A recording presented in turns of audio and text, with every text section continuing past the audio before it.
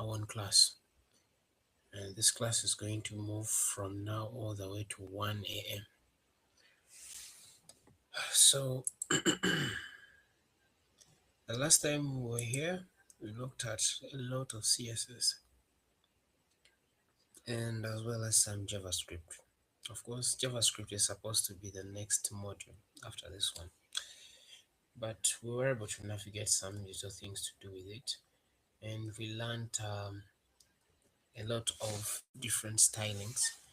And if I'm to click here on, let's see, if I'm to visit our index.html, you'll see that we learned some CSS concepts like selector, specificity, cascading in general. We learned pseudo classes, we learned descendant, child, adjacent, sibling, box models, different colors, paddings. We learned about flexbox containers, etc.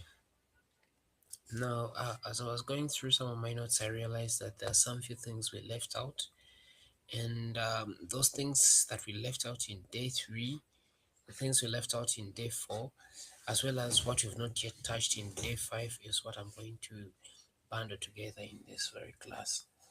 I'm going to introduce you to Flexbox. I'm going to introduce you to grading system, which I had earlier introduced to you, grid columns and rows, Minimax, Auto, and then PX, gaps, some of the things that we actually did in here, but just advancing them a little in CSS. Then I'll introduce you to a front-end library called Bootstrap, which is a very important library that is used not only in just PHP but also in Vue.js. It will be something that you will find more common. It's a blessing to front-end developers, just like you see Tailwind CSS. So to be able to achieve most of those things, I've decided that instead of breaking these things into different classes, I'm going to put all these things in a singular class and in a singular project so that we can get to see many of them. So we are going to duplicate exactly what we did last time. But this time around, we are going to be implementing a more advanced level of CSS, and I'll still introduce you to some more JavaScript so that you're well prepared for the next module, which is module 2 and likely our third module. Without further ado, let's get started. And when we're done with this, we are done with module 1. So that means we would have covered 2 modules. And the next thing we shall be doing will be plain JavaScript. And we shall see that at that time. So you know very well that HTML starts with the tag HTML. And we have 2 tags that we often have in HTML. The first one we said was the body tag, and the second one, the first one is actually the head tag. The first one is the head tag, and then the second one, is the body tag. We say that the very first thing that you should always do as soon as you, the very first thing that we recommend you doing, by the way, you have to at times declare the document type for better results. So we can say that this is HTML and the language is purely English. I think this should help guide the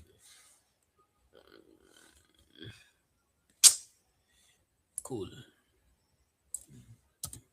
This should help guide the system to know that whatever we are writing here is just plain HTML. Now we say the very first thing that you do under the head section is to add we said you get to add the meta chassis. So we shall say this is something I wanted to say before I run into that.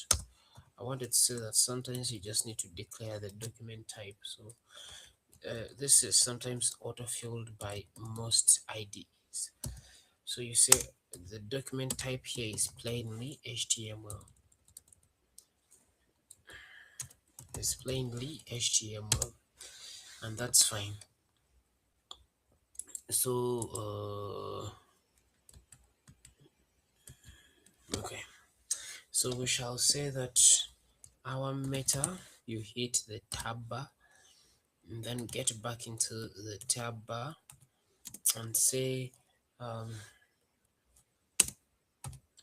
and you say that it's a chassis, which is UTF-8.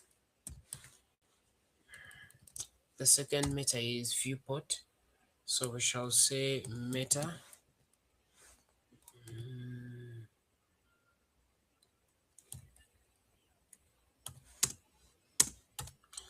and then this meta we shall give it a name, and the name will be viewport, and we shall give it a content width.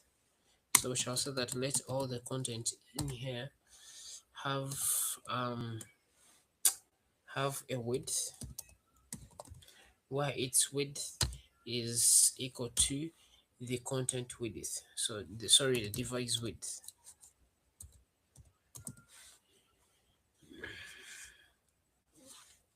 Device width, if that's the spelling of width.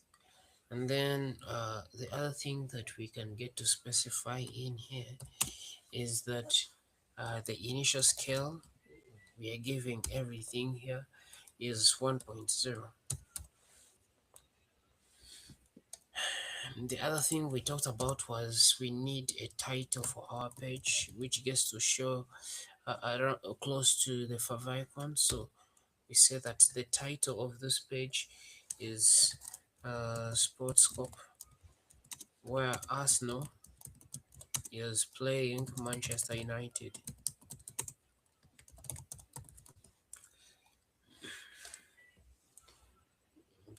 All right.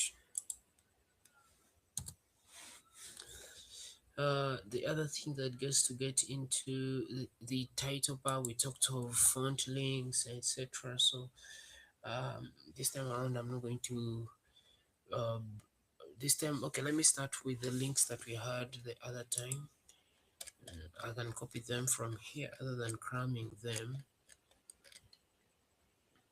So we had basically all these links.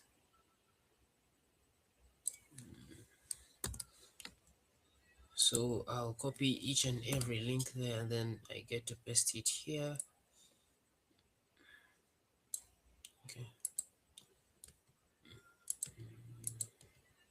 And then just to keep our code well organized. Then the next thing I'm going to do is I'm also going to include Bootstrap. So let me say I'm including Bootstrap.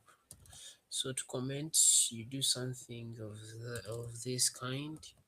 This tries to tell the browser that you're trying to comment, and then I can say bootstrap added via CDN. Now, there are two ways of adding anything to the system. There is installing that thing and it's locally on your machine. And then the second alternative is to add it through a content delivery network. When you get Bootstrap as an entire bundle or library, then you get to add it under vendor. You can refer to it in the in right here, and then you get to direct where it is on your PC, on your within your project, where you get say that go under vendor, find Bootstrap, so on, so on and so forth. But since I do not have time to download it, so I can just add a direct library by saying link, and then I say that the rel is style sheet.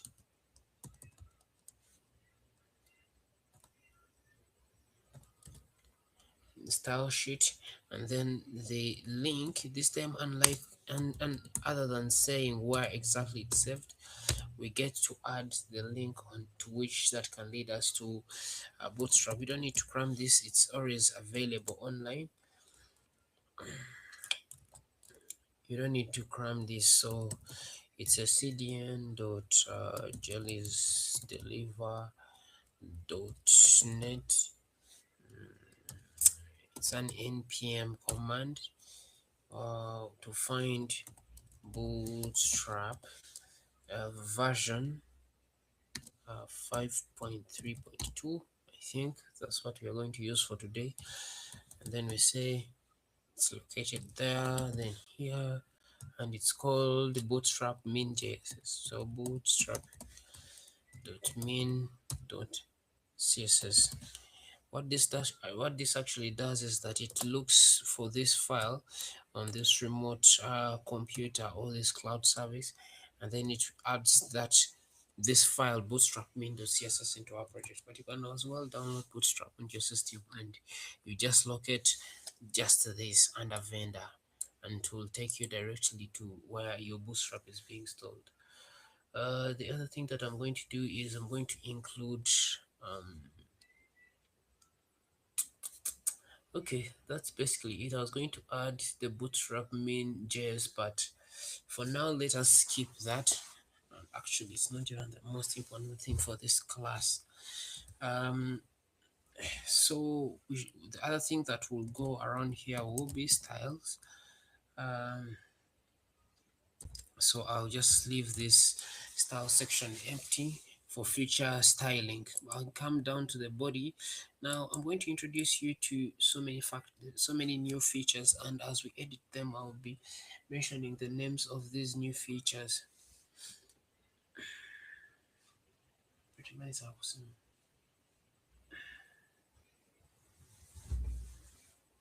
Yes, I'll continue simulating.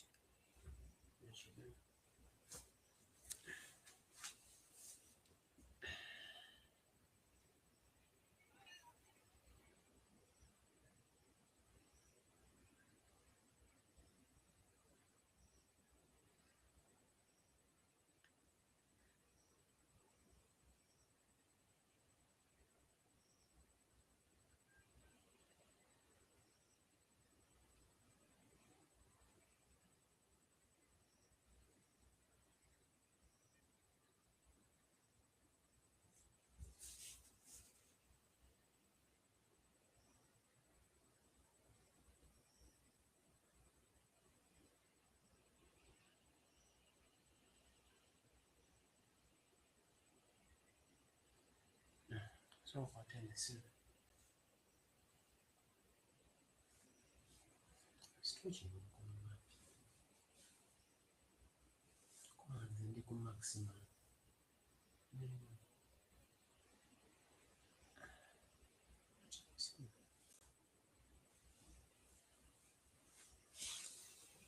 So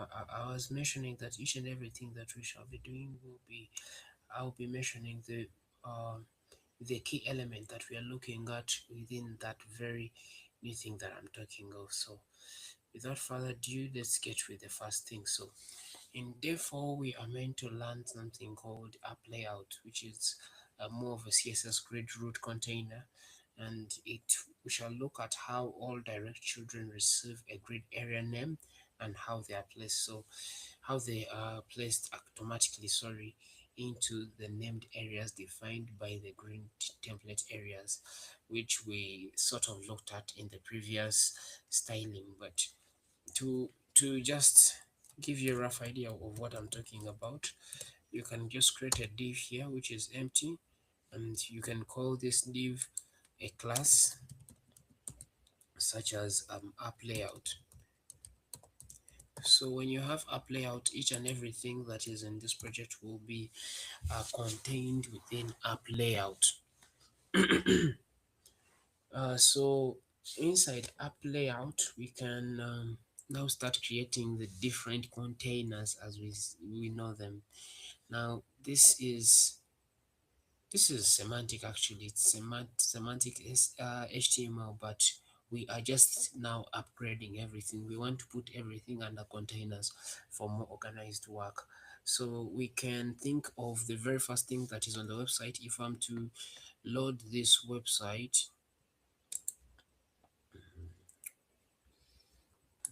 if I'm to load this web page, right here, you would see that we have so many things that can go under different containers.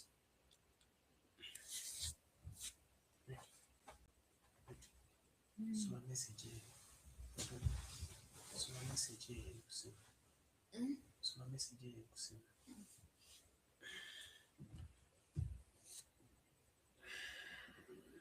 Alright, so you would see that here we have a navigation bar, and in our previous implementation of that navigation bar, we sort of created something called header. If I'm to scroll all the way down to that, yes, you can see that we created a header where we just created simple divs, a div for the logo and another div for class. Now, if I'm to copy this the way we did it in our previous code, and I bring it into the new code right here, I would need to have its own container. So I can create another div here, and I can call this particular div our primary nav as its class. So id class, yeah, class. I can give this a class called primary nav. So after giving it a class called primary nav, everything that we earlier had at the time can get to feed in here. Control Z. Control V. Control Z. Okay. I think I copied wrongly. Okay.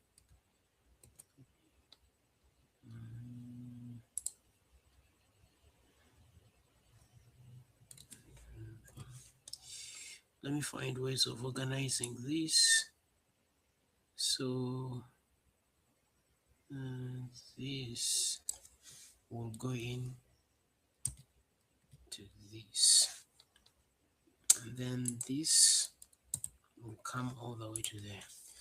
So we have our first div, which we can call logo, and it has sports scope.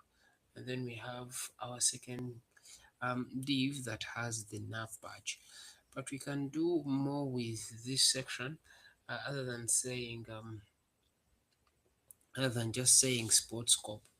We can add nav links, and then maybe other active menus. So we can change this from nav badge, and then we say nav links.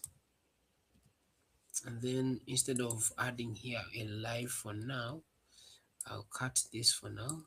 Control X. We can add links. Now there is something we call ordered list and unordered list. Ordered list means you're listing things in an orderly manner. For example, 1, 2, 3, 4, 5, 6. Whereas an ordered list is listing things without any predefined order. For example, bullet points, etc. When you are doing a nav bar, there are two ways of doing so. The first one being that you can put them under an ordered list or putting them under a table. Now, putting them under a table is a little tricky because the table properties and CSS might overlap with the navbar principles, but we often recommend using an ordered list.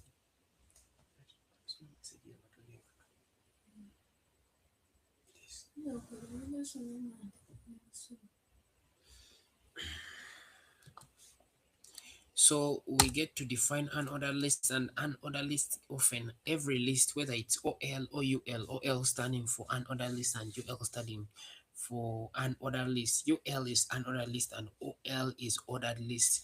Each and every one of them has inside it what we call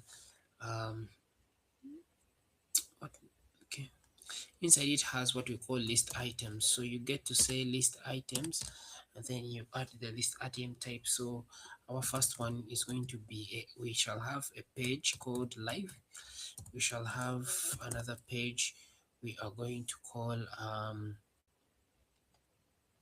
we can have another page that we're going to call maybe leagues. We can have another page we are going to call players.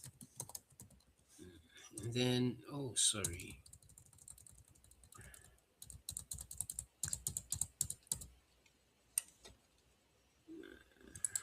okay. And then we can have another one we have said that we can call players.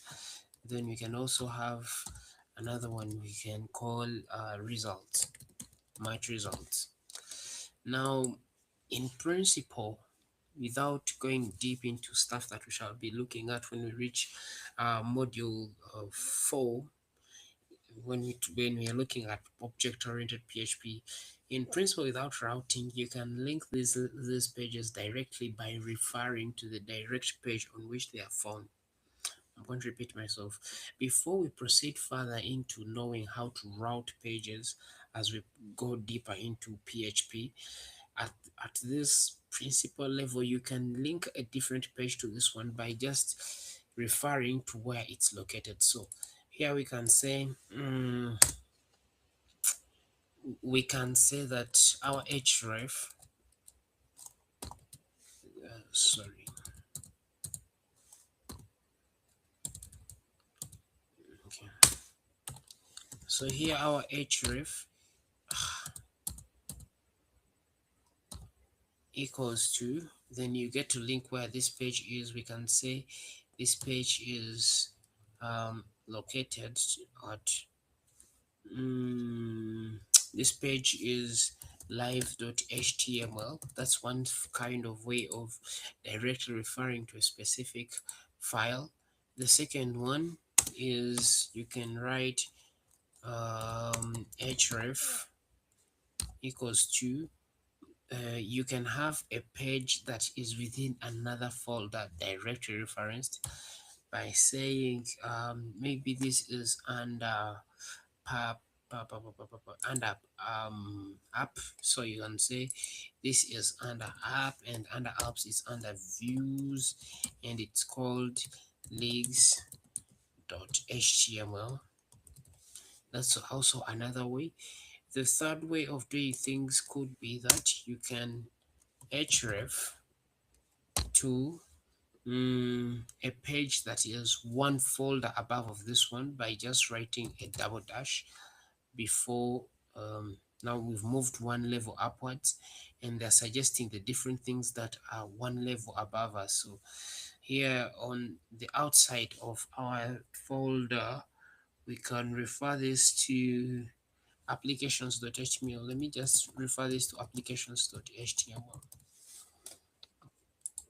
And then if you would like to have a certain page that leads to nowhere, you can just give it an href that is equal to just hash.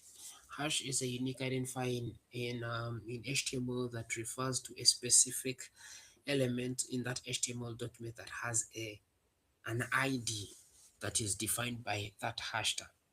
Now, if you don't give it a specific ID, it will just stay wherever you are, or even without even reloading. I'm sorry. So I'll give this as the active class. Since we are in live commentary, we can say that class equals to, then we can call this active for future editing. And then we call this nav links. Now we have a full picture of our primary menu. Maybe we can add one more thing. So that is div1, div2. So we can have div3, whereby we are looking at the different actions that we have. So the first one is going to be another nested div that we're going to call live. And I'm going to give it ID. Let me give it a class rather. Let me give it a class called nav badge, because we used that earlier. And this div is going to be called nav actions. So you can just give it a class, and that class is nav actions.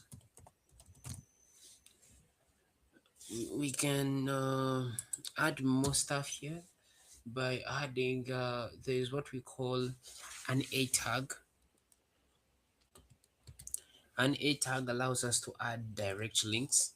So what do we talk about hrefs? We have href hash. We can implement it here, and then we are going to logically simulate us having a login page. Not even simulation, assuming is a better word. Then we also said we had a style of hrefing by just referencing to this page directly. So we can say index.html,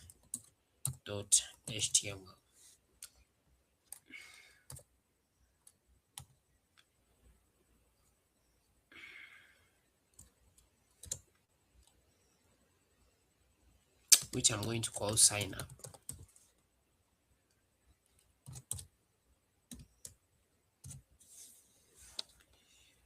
So I don't know what I've closed and I don't know what I've opened, but I know one thing: I've made a mistake somewhere. So I just need to find out where I've made a mistake. Mm, mm, mm, mm.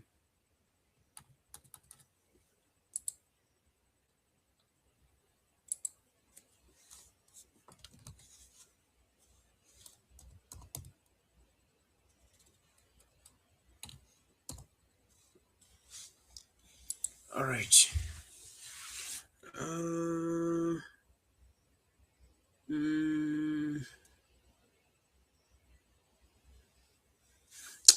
I think the only thing missing here that is causing issues is this.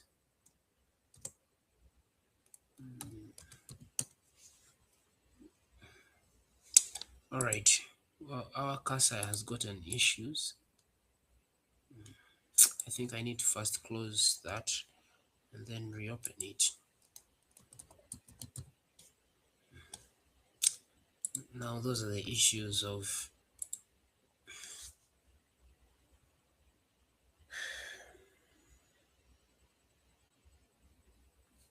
perfect and good.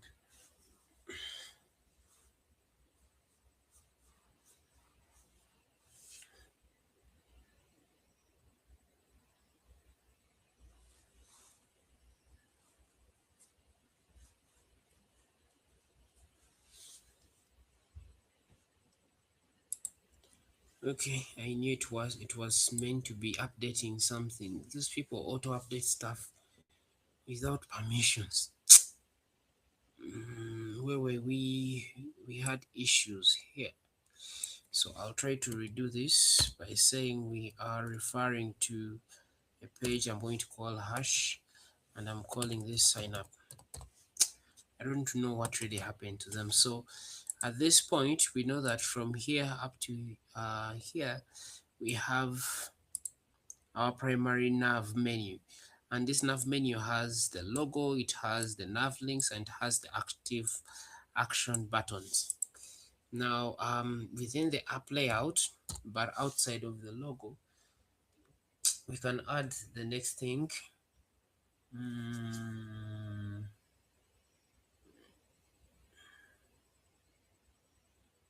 I think for a minute, we can call this a nav class instead of a div. Let it be a nav. Yep, let it be a nav instead of a div. So this nav starts from here, ends here, then outside of it, but within the app layout, I'm going to introduce something that we call a grid area. You see, HTML works in this way. I always have to Google whiteboard online free. Okay.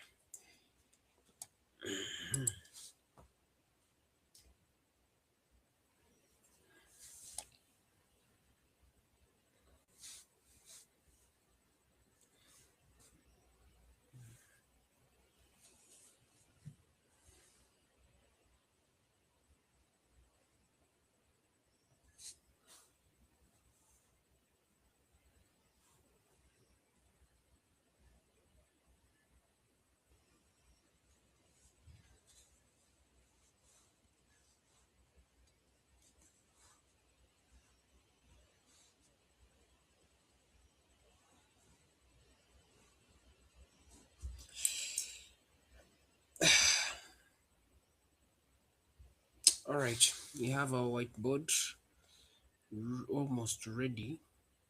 It's loading actually. So I was saying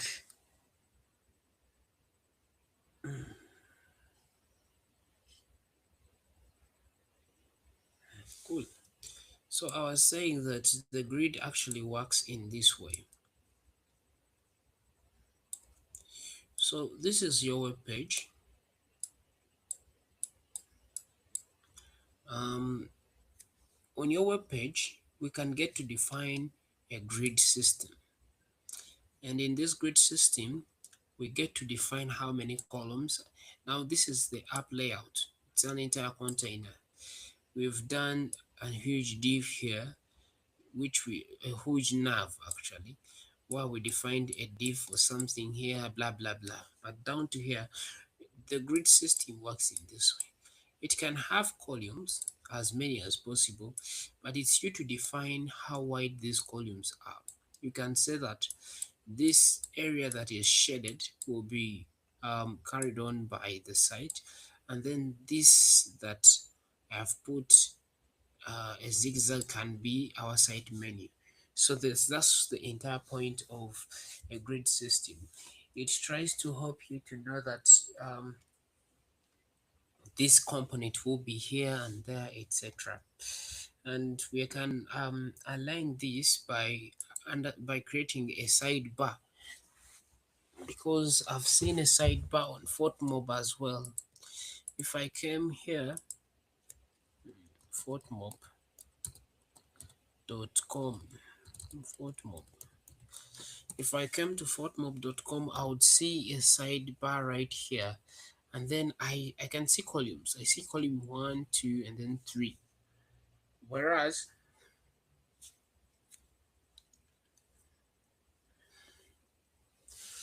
I can see columns. There is this and then that. It's the entire point of a grid system, and that's what we would like to illustrate today. So I'll introduce you to a new tag in HTML we call aside, and this is so good in creating those side menus. I'm going to give it a class called sidebar, and within aside we shall have multiple divs of things that um, I think they are very important to me. Now, these multiple things, the same way you've seen them here on FortMob, is what we call these things on the sides, is what we call flex rows, flexible rows, or flex string, etc. And that's what we are going to see. So we shall create our first div under aside. We're going to create a div here, and under this div we are going to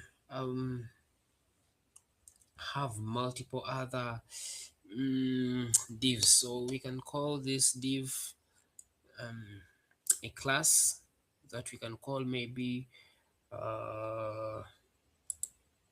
what can we name this? We can name it anything. So I'll give it a class, and then I'll call this the panel title.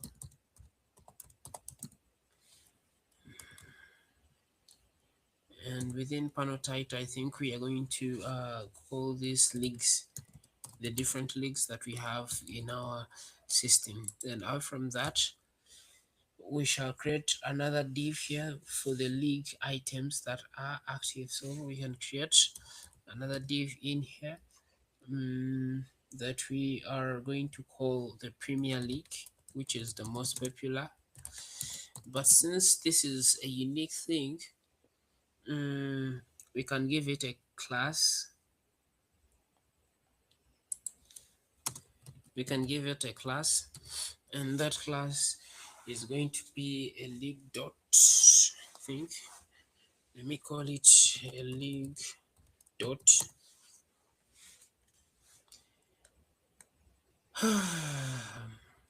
and just to beautify everything here, we can span it.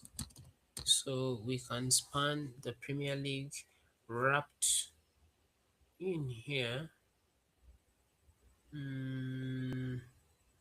No, we can just leave the Premier League the way it is. Then we create some sort of a color to represent the Premier League.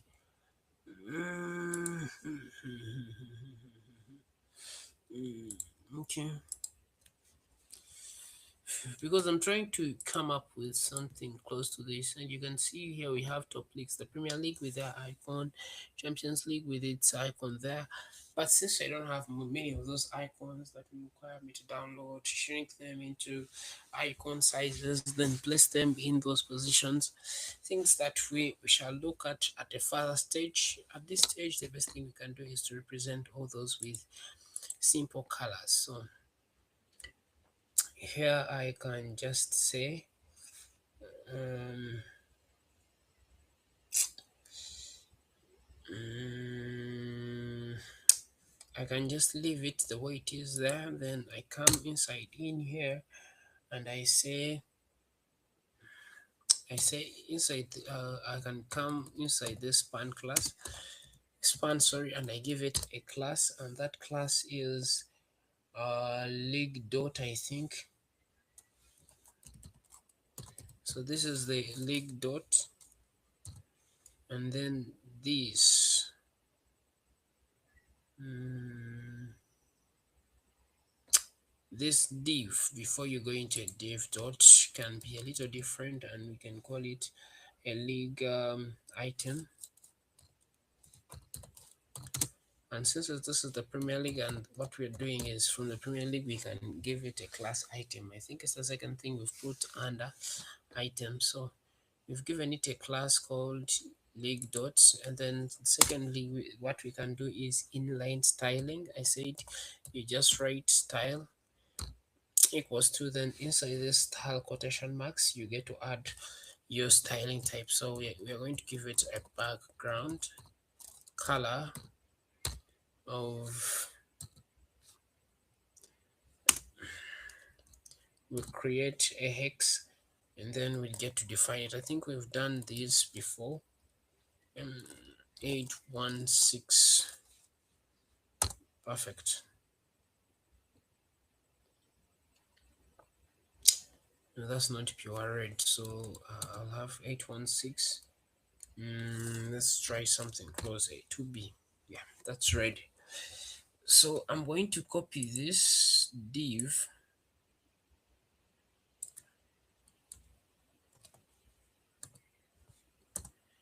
and then I'll try to duplicate it. But before I duplicate it, I have to wrap everything here under league item, active league item. You see, in HTML, the first thing that you would really love is to just be organized. So this is more organized. It shows the beginning and the end of each and everything. So we can copy this, and then we paste it right here. Then since this is not the active one, remove the active class league dot, and then what gets to change is the color of the name. So which, let me put here FUFA Big League probably, and FUFA Big League is represented by color orange. So color orange is F0 A500. Mm, and then I'll change this to FUFA Big League.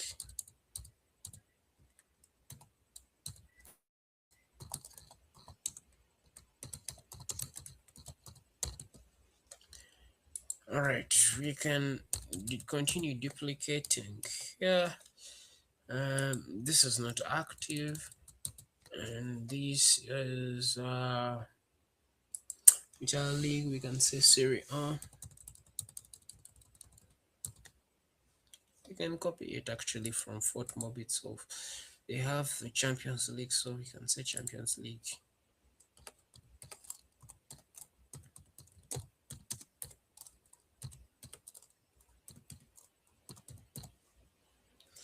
And the Champions League can be represented by different dots of color.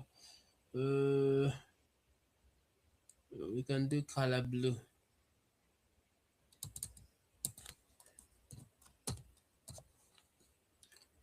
3b8 to f6.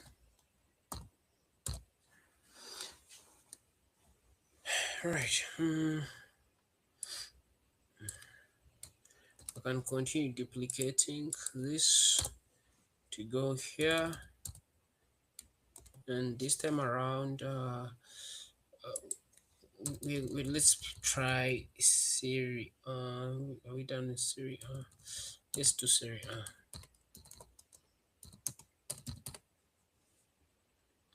And I can use still a different color. So I can do green.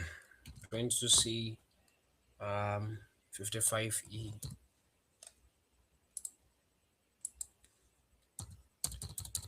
The next thing we can duplicate to for La Liga. We can't forget La Liga. So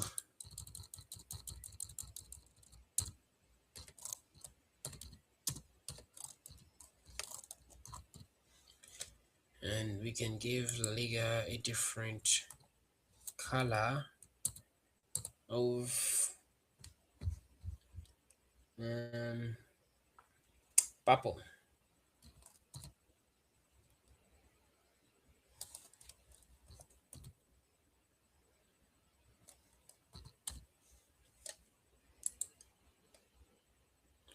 All right, we shall get to that later. Then that marks the end of our sidebar. It has those leaks. So the other thing that we are going to put into consideration is something to do with my we are going to do something to do with grid template columns. You'll see this making sense a little later, but we are going to now create another full container in which everything will be contained. So so far we've seen nav and our app layout. We've seen the sidebar,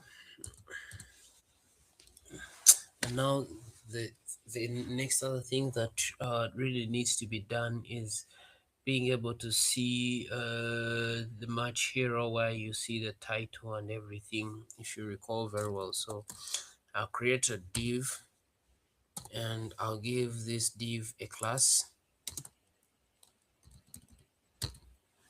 and I'll call it a class called match hero.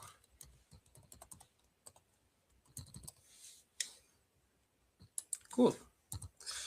Under match hero, we have another we have two familiar divs, one for Arsenal, another one for Manchester United. So we can set div, and this div can have a class called team. So you can say the class is team. This will work for both teams alike.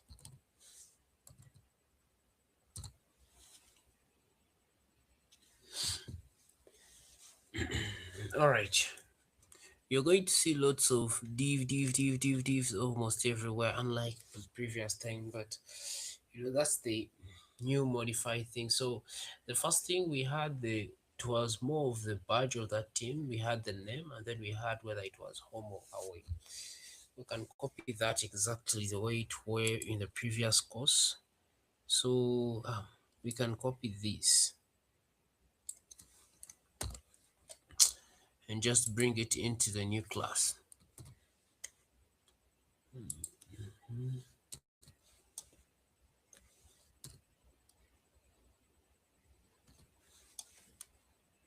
All right.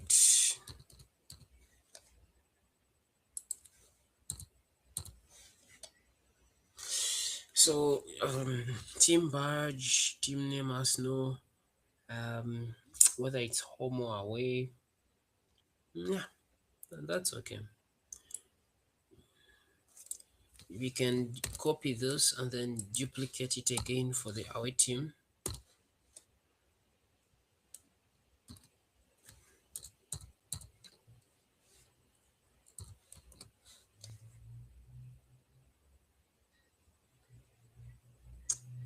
Okay.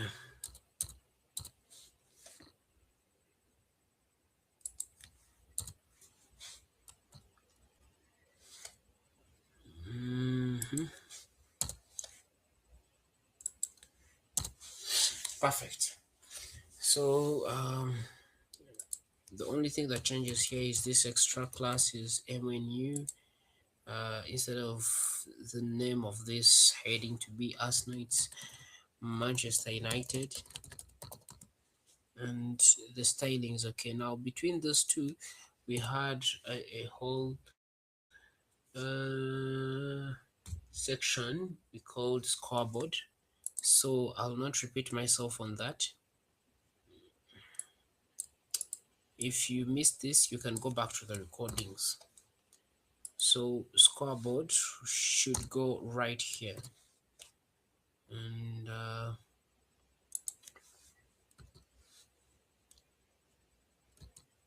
okay.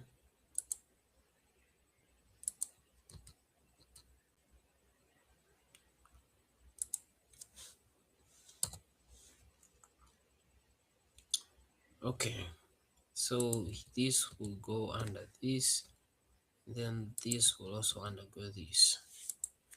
So to just spice up this, we shall introduce something new called displaying flex to the center. And to achieve that, I think let's first go through score, display, hmm, match meta, match clock. Do we have match clock? Okay. Uh, we shall introduce maybe an inline styling on Emirates Stadium. Okay.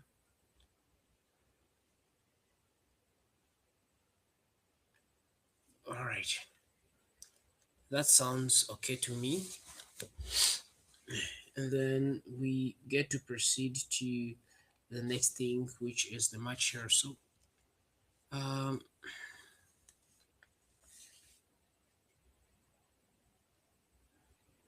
mhm. But we are all still under the layout of perfect. So, away from that, we shall create our match hero, and I'm introducing a new div container for everything in it. You see that a lot, and I'm giving this div a class, and the class name I'm giving it is going to be the status bar. Everything that I'm doing here is under a status bar. I hope you can see organization of everything. Now, the first thing we shall create, we want to learn something new, which is called creating an order that is negative one. That and the responsibility of that one is to make this tile that we're about to build appear fast visually, even though it's written last in the HTML also. So it that specific condition helps this to appear fast no matter what position it is, because HTML is designed in a way that it renders the website from top to bottom. So we shall create a new div class, and then under this div class we are going to have two divs. The first one is going to be so I can just simply create here a class, and this class I can call it start tile. I can also bundle it with another class that I can call fast. This is under status bar. Now, under this, the status bar, we can have another nested div within it. This is I'm trying to come up with a better concept than last time, so you bear with me. So I can say that div, and we say possession for Arsenal is 63%. Whereas if we say div again, no, not whereas, we can say this possession is for Arsenal. Then we concatenation. Let's first define the order. So the order for this is going to be -1, which means place me anywhere within the document. Now I have to bind these two, and they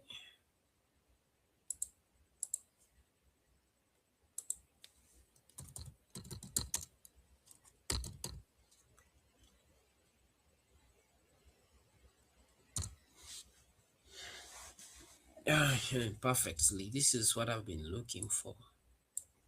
That. So I'm going to bind this to that. Have I copied what I'm pasting?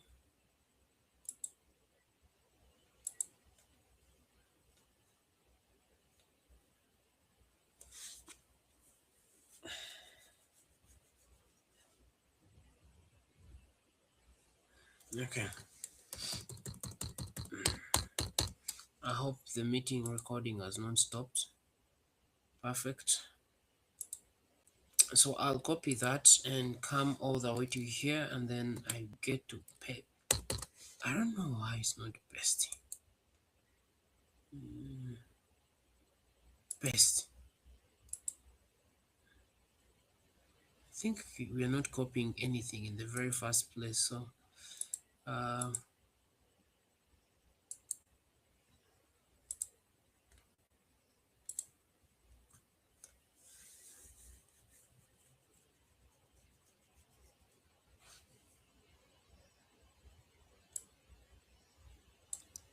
they're asking me to use that, but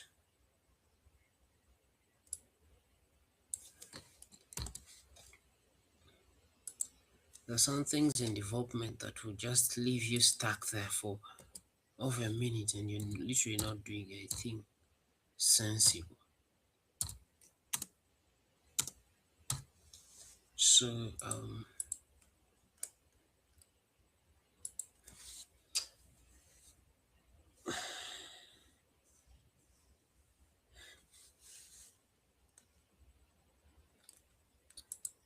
I think it's this one. I think it's that one. Let's see. Perfect. Okay. Then, well, we can now redo this for see any other stat. Now, without the status bar, we can uh, do this. Let's first give this some classes before even think of anything. So I'm going to give this one a class that I'm going to call start tile value, at least for consistency with what we've done earlier.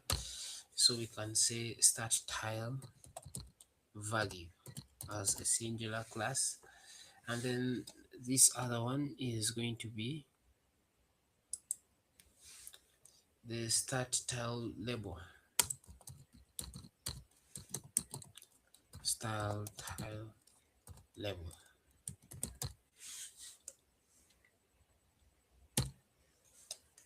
Perfect. Now we can copy this and then just redo it down here.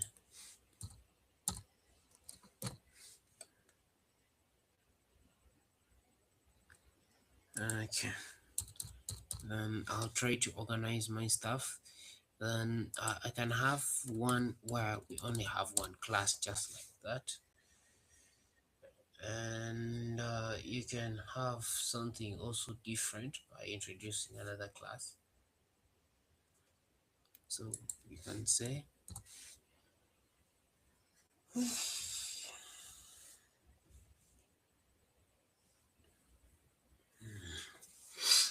so we can say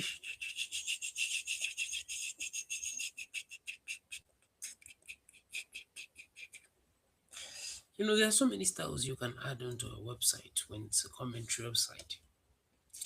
But anyway, ideally we can do this. So instead of having style tile first, we can say featured, and then start tile value, start tile label, and then you can do more inline styling here. Now I forgot to change stuff in here.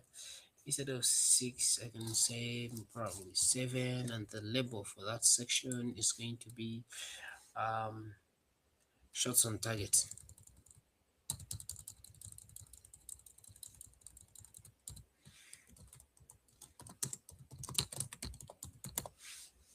Shots on target. Now under featured, we can feature start for number of fouls. We can say 14, and then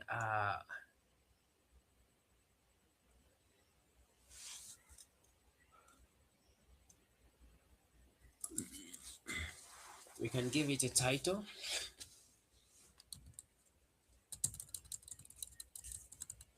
Or a label where we say these are fouls, and then that dot.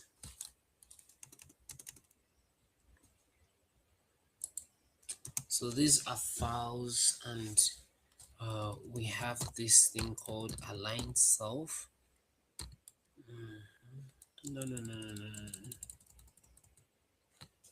We first get to bind these two like this. So we bind it in here, and we say align self, then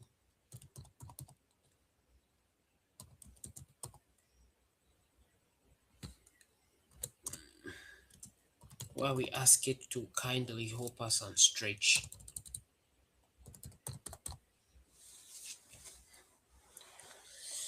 Okay, I can help myself by removing this. Okay.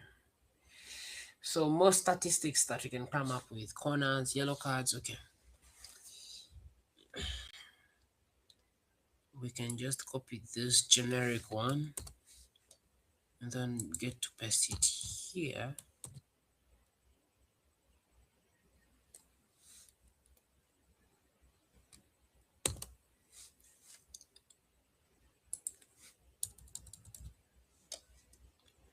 And the number of corners is going to be probably Arsenal, so 8 corners, and we can just call it a label of corners, and then right out of it we can have a start for yellow cards. So we have 5 yellow cards, for example.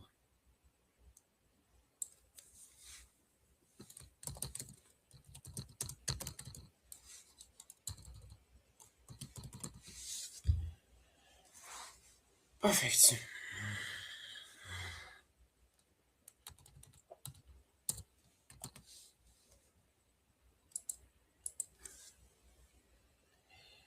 So away from the statistics, we can go all the way down to our commentary.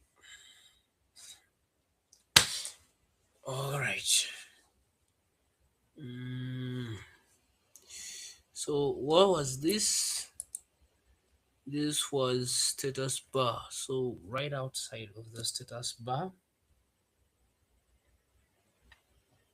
we can create our live commentary feed. So as usual, we shall put it as under a div, and under the div we shall have all the code that is called commentary from here.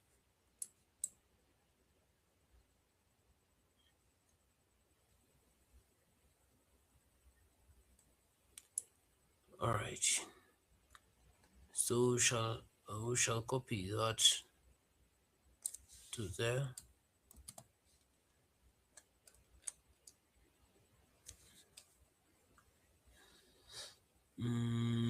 Then we get to paste some of that stuff here, and we see how we can play around it with our new classes. So instead of having a separate why don't we have this starting from here?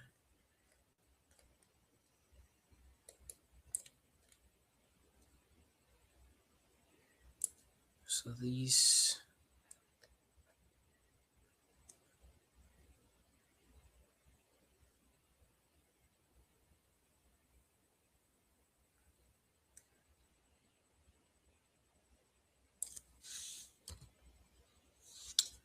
Perfect.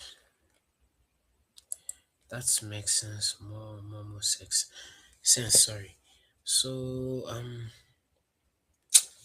we had the first div, and this div didn't carry on any class, so we can give it a class, and the class we're giving it is going to be padding at the top.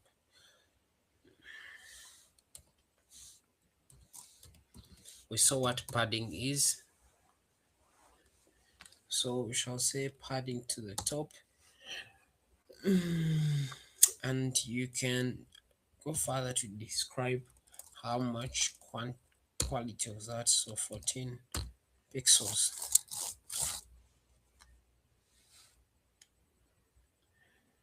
So fast forward the title live commentary,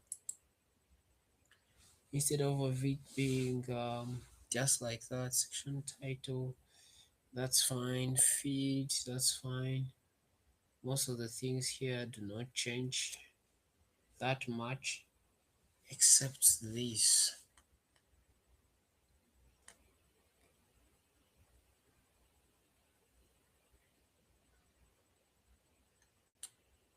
Yeah, all right. Okay,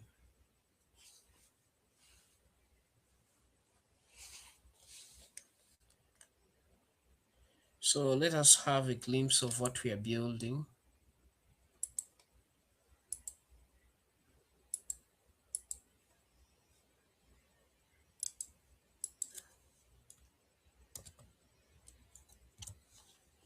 All right, so this is how far we've come so far before the entire styling and etc. Let's wait for it.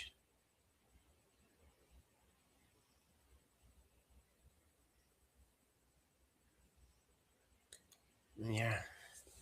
So we have our menu, we have the login, we have the sign up, and then the commentary. But this looks more than ugly. So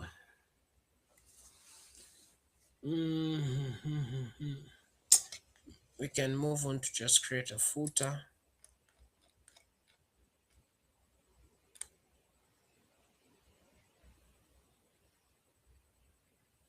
Okay.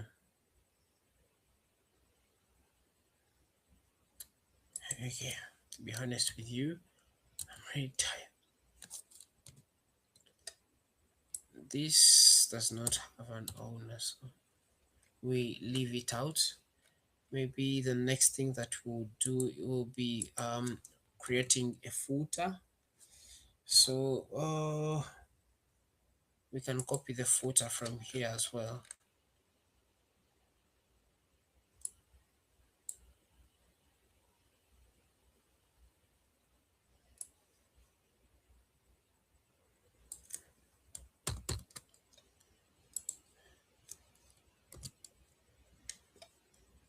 Okay,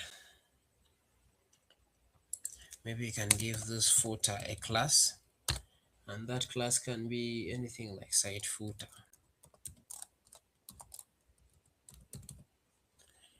So now that we have everything in place, let us do the styling that is required to turn this junk into something meaningful. So to do that, we come back under styles at the very top. And then what did I talk about last time? I said you start editing stuff from the bigger picture, moving all the way down to the smaller picture. So just as a fast way to move forward, we can start with root. So we call upon root to come and be edited. And then we start declaring different variables. The first one I'm declaring individually is the background. I would like the background to be something so dark, as in black. So 0b0 d10.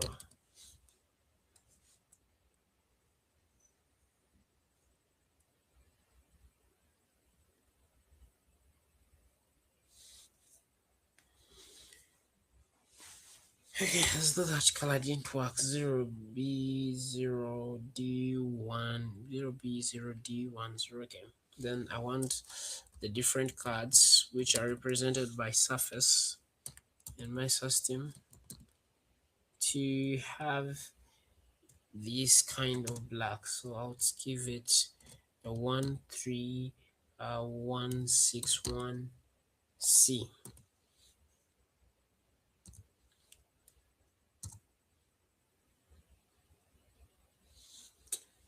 All right. I think here is where mistakes can start from. Perfect. Perfect. Let's do this. Let's do this a little faster. So I'm going to introduce a border. So we have a variable called border, and under border, border we shall give it. I've seen that, so I'm going to fix that. 1F 2430 2430.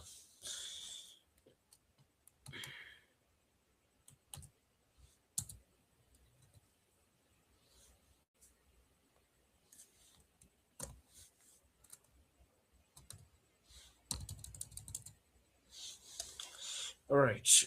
So we are making things lighter.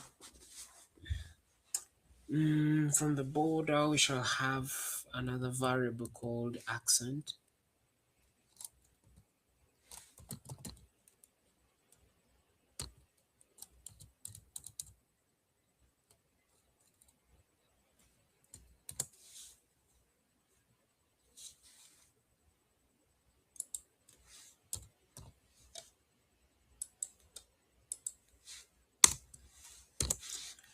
The accent color, let's try something more hot. So red is a good idea. We can say E. I've done this before. E816 8162B.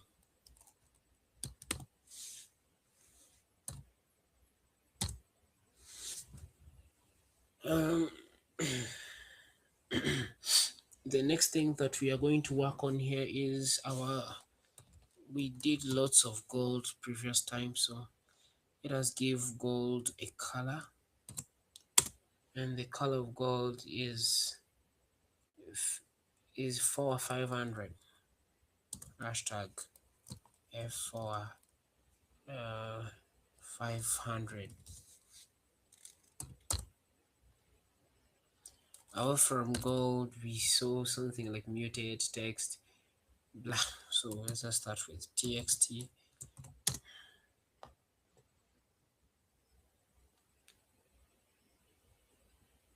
So hashtag E2 E4 yeah. Better. The next thing we talked about was muted green. So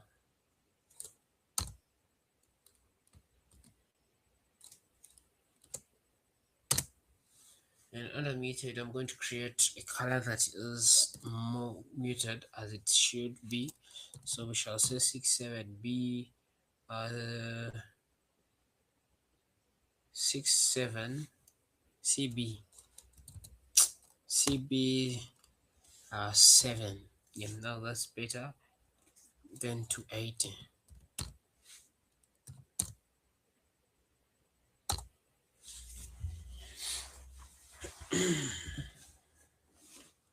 Another thing is green.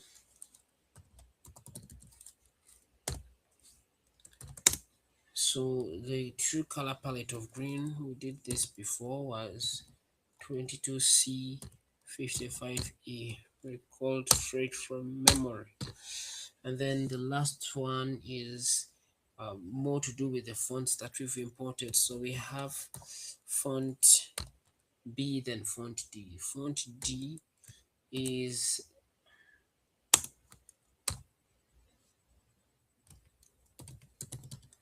Bebas Noor.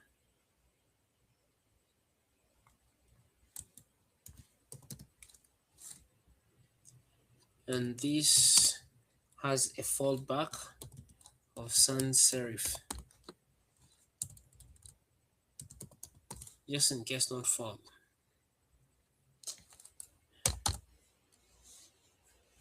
Then that's font display. Then you also have font B, which is DM Sans.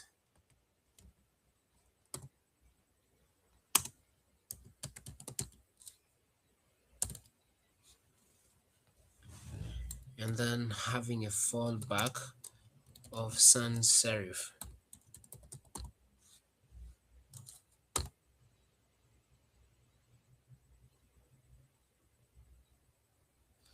All right, I said I'm going to introduce you to Bootstrap. So we have to declare some very important Bootstrap classes. The first one is we are trying to tell Bootstrap with BS, meaning Bootstrap, that every time you see primary in classes, then the true color should be such and such a color. So we can use the red 816 2B.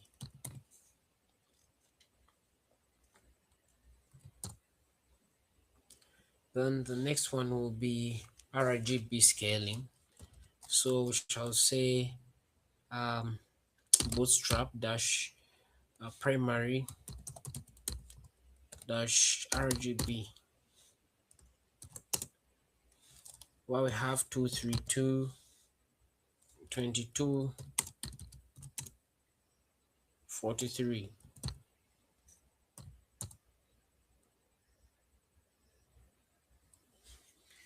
All right, we are done with root. The next thing that we can do moving downwards is this. So since it's something that we studied on last time, I don't need to really repeat myself on that. So I'll just copy this,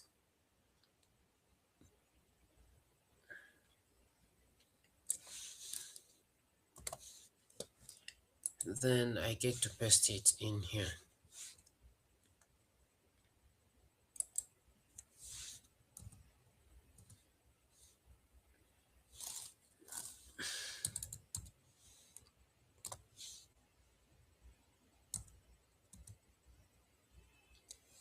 All right, so from the root, the next thing is always the body. So let me see my styling for body, variable background text, font B, 14 pixels, 1.6, 100. Yeah, this is perfect. We can reuse this as well in here.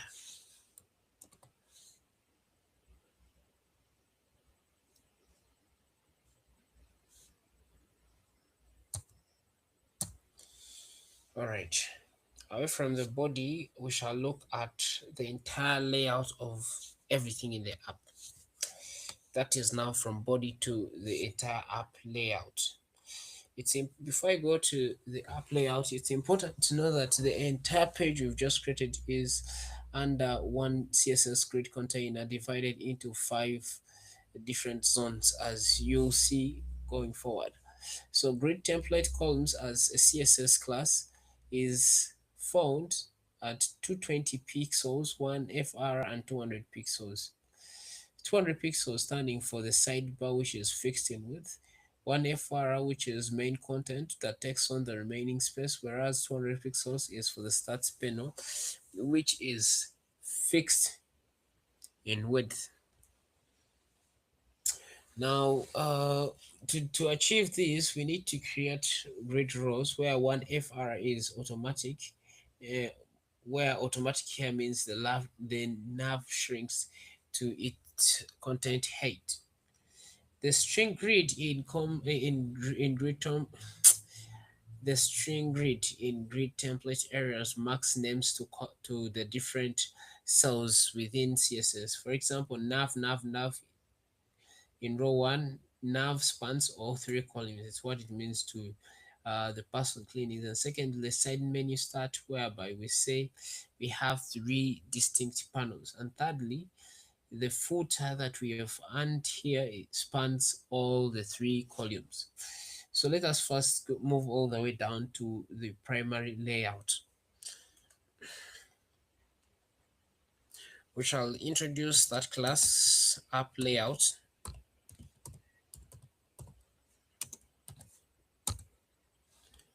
And under app layouts, I'll call upon the display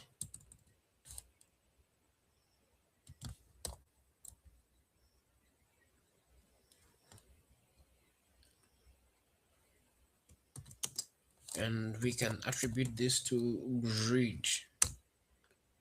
Now this is activating the grid system at that line. After activating the grid system, we can say grid templates columns. Perfect. So this is 220 pixels, 1 FR and 200 pixels. Those sizes are enough. There is then what we call grid rows. Control Z. There's what we call rows.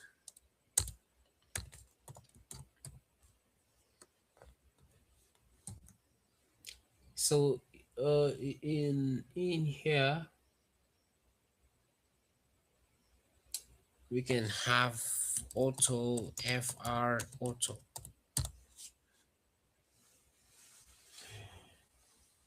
So we've seen initiating errors, then the grid template columns, the grid template rows, and then the third thing is the different areas within the grid system. So you can say grid template areas. Okay, here is the class.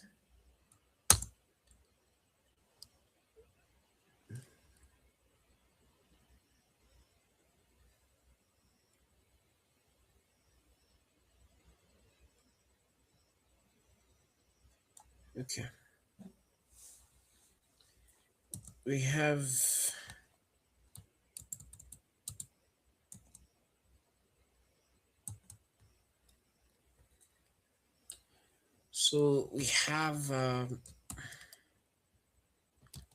nav.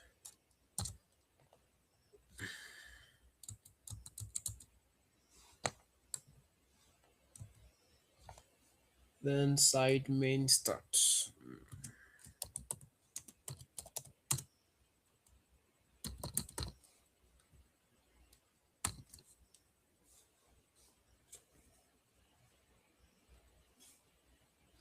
Then thirdly can be foot for the footer.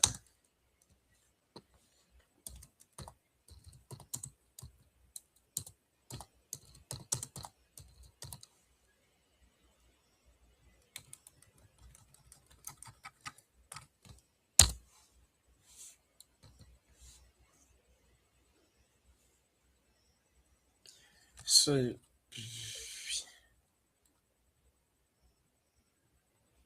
the minimum height, as we're still in layout, the minimum height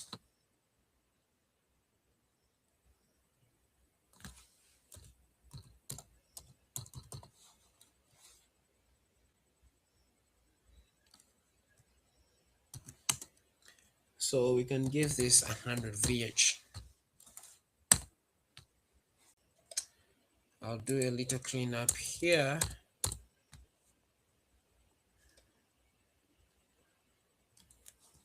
Then this.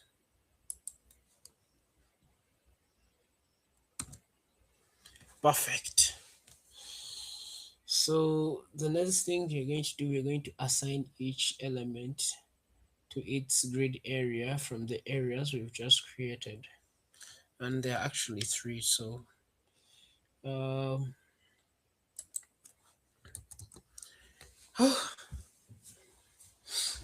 great stuff. So we shall say that primary nav should be in grid area so and so.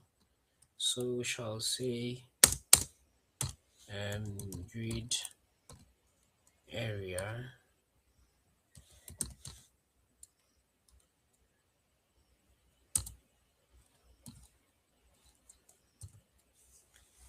we're going to give it a div called nav. Okay, so what we're doing is assigning each child element to its grid area.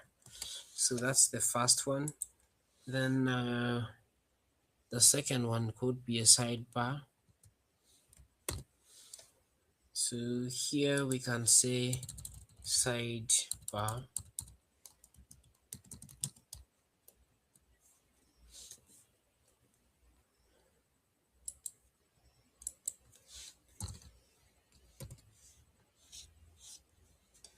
Then this I can call it main content.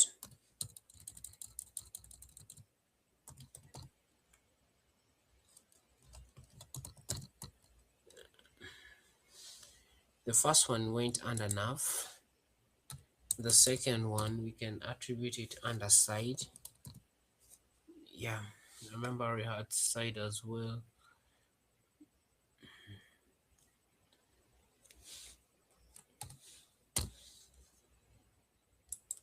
Then this third one we can call it main. And it looks like we have a typo here, so main content.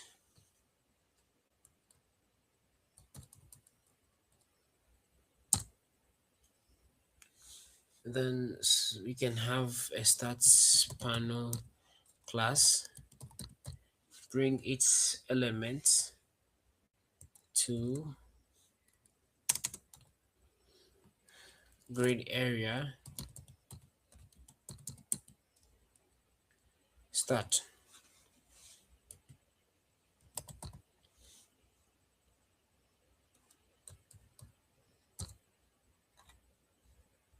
Then the last one is going to be for the footer.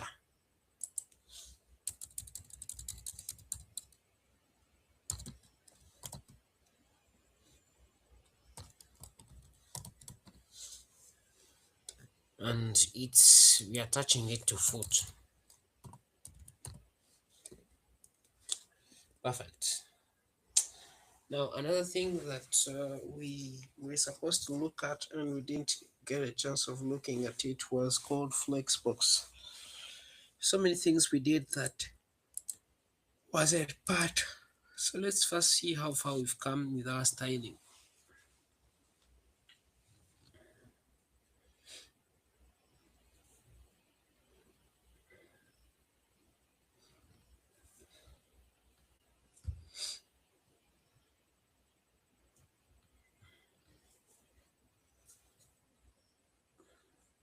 All right. All right.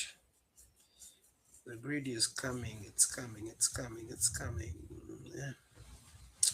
We shall get there, but we can see the grid is piling up very well. Things are starting to make sense. All right, that's good. So I was saying I'm going to introduce you to Flexbox. So let us first go back to the nav bus, which I'll say primary nav, and let us edit like this. We're going to set the display. I think we talked about display, but this time around I said we can set it to flex, which is called a flexible container. We talked about this last time. And secondly, we are going to justify content. We did this. Yep. I remember space between. I recall. So I said now this ensures that we have room for brands, links, and actions because of this justification. Then on the second note, we can have alignment of items. I think we've seen this multiple times. So we're going to align everything to the center. Mm, we've been saying stuff like padding, where we are padding things to that number, then something else, pixels. We've seen height. I'm not so sure if we've seen height. Yeah, we have. We've seen height, and for this particular case, we're giving it 52 pixels. We've seen a background, and this is when we can use our variables. I hope you remember. Uh, then since this is a card, we can use surface, and then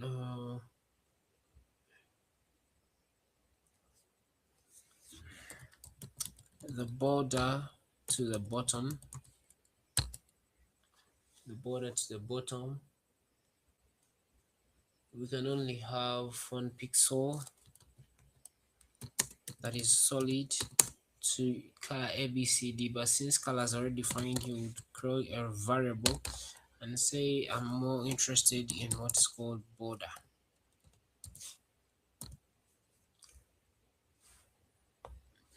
So the position of this header,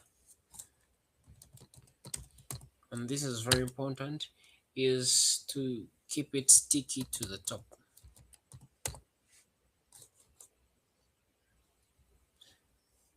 And then we want the top of this nav bar to be only 0, which means it's totally sticking to the top. And secondly, we have what we call the Z index.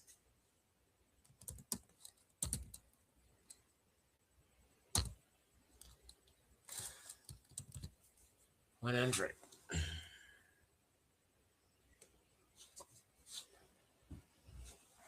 All right. Some of the old code we can bring back is logo.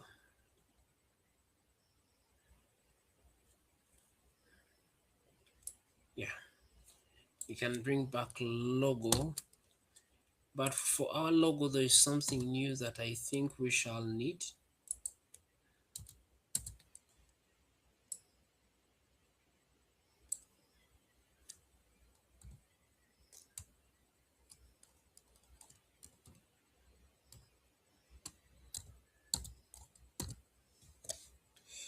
So on top of that, something that we've not talked about that I like here is what we call flex shrink. Flex shrink is helps in compressing, in saying that the logo to which we're attributing to it does not ever be compressed. And that's its entire purpose of everything here. So we can give it a 0. Now, uh, mm, yeah, this is fine. This is fine. We've studied this before.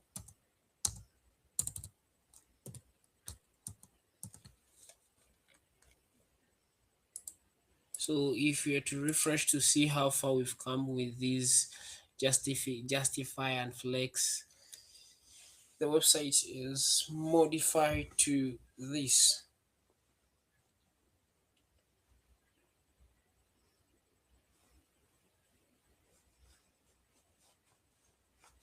It's taking long to answer because it has to keep on calling online. So we can see that this is right here, but since this has not had any styling, so it's not part of the page, but this is good. This is very good. It shows that we are headed in a certain direction. So okay, let's go down here.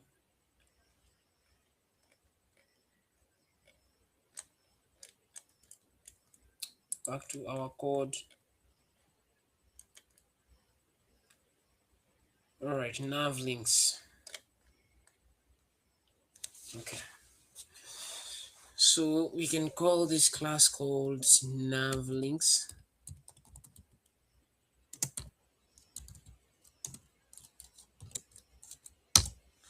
In under nav links, we can get uh, we can start with the containers that we are focusing on today by saying that the display should be flex. Today it's those containers. Then they will ask you for the list style for the header, and this is why I said it was very important to use a list style. And then we say none, and then we shall be asked for the gap. The gap between the nav links, it can be anything like 4 pixels. That's enough.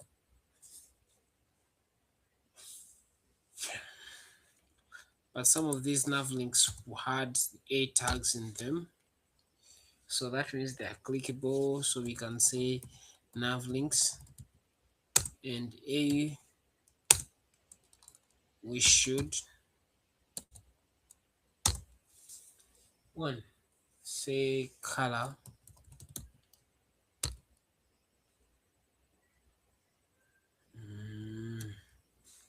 So here color, we can call upon a variable, and we use anything like this.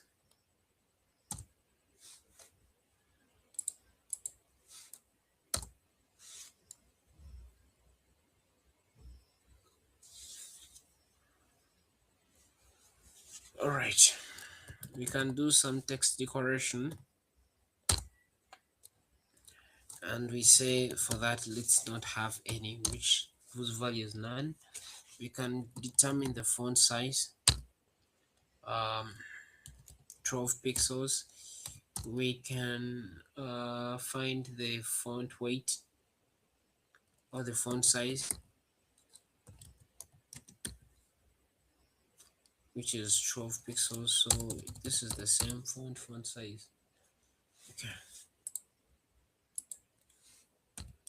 it's not the same. And then there is font weight as well.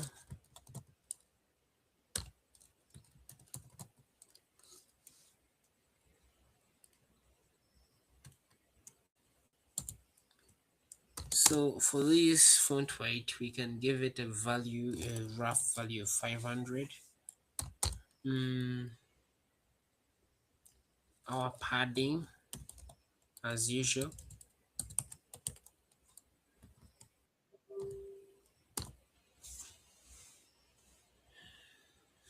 just a minute.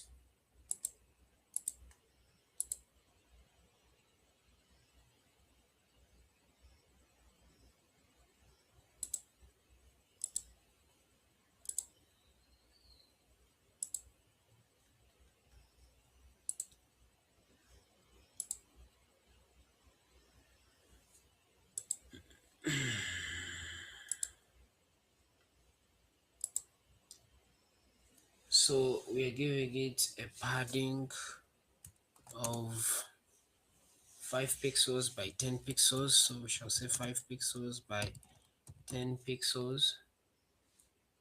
And then we can come up with, last time I introduced to border radius, so we can give it a border radius of 4 pixels. And then I also talked about things like transitions, if you recall, animations. So we can just say transition, and what happens during transition. We are going to call something here. We shall define something called background that will be 0.2 s, and then the color of everything will be also 0.2 s. You'll get to know more about that in a bit. But if you've been paying attention lately, then probably you know what that is.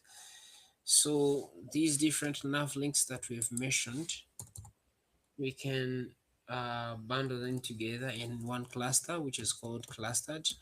And we say that nav links themselves, as well as another class called a when someone is doing the hover on that link, and uh, nav links again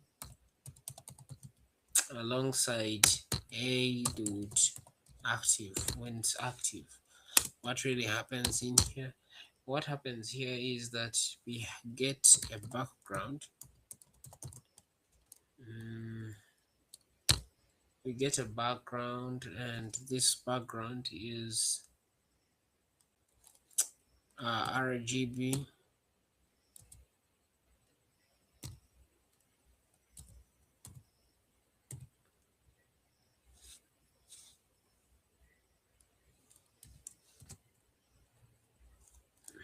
of everything to its maximum, but with an opacity of 0.08.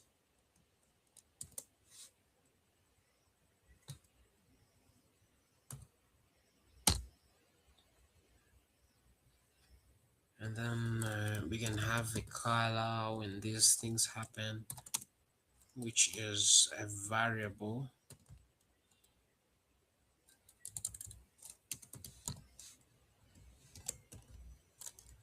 We can use text. This time around the browser has not yet warned me. So uh, we are also going to look at flex rows for group button groups, and then vertical center, uh, move shrinking, etc. Oh, we are still on nav. By the time we get to footer, let's first check on the progress report. So if I refresh,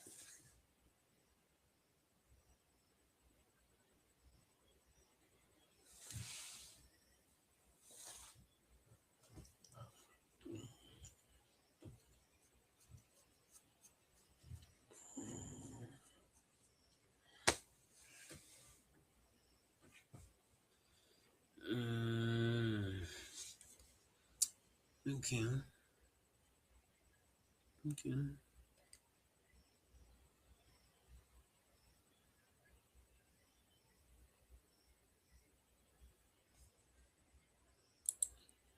All right. So let us proceed. I was still talking about flex rows, vertical center, shrinking, and these nav actions will undergo the inner flex row. So we can say um, we had nav actions after nav links, and then under nav actions, I'll do the first bare minimum we talked about. Um, one is display.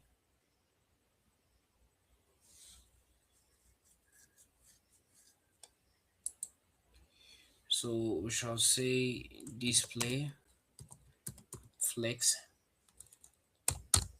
align items, mm, to the center.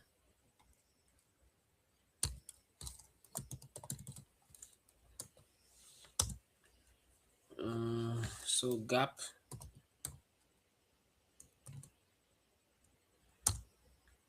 nope, we are not going to calculate the gap.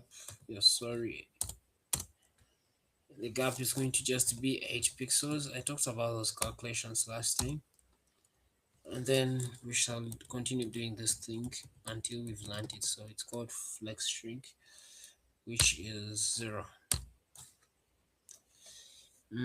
Then we can also have stuff like Other than that, we have inline flex. Apart from flex shrink, we have inline flex. For example, if we proceeded to uh, the BT and the buttons that we were adding in, then we can get to edit them by saying that the display of what we want is under inline flex.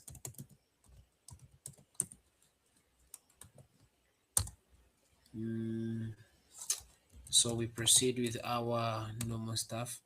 We align items to the center. We do some kind of padding.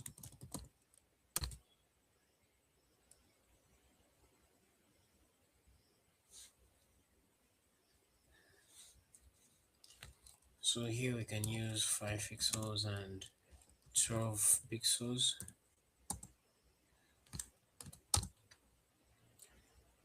We can do a border radius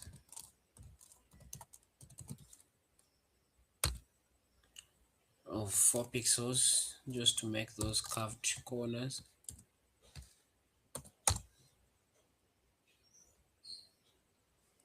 We can add our font size to be 12 pixels.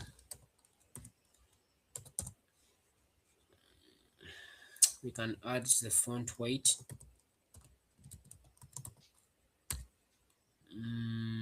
to be something like 600. We can manipulate the cursor, something that nobody talks about. So we have a whole functionality called cursor, and you can define it maybe as a pointer.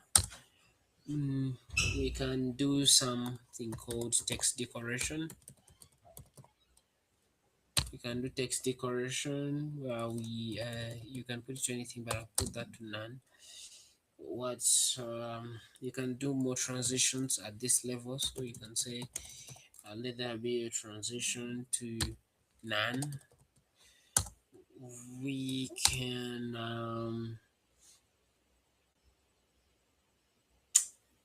but transition none makes no sense to me, so I can say let us transition all at 0.2 seconds, just like we had done earlier. Then we can also have the border set to none. So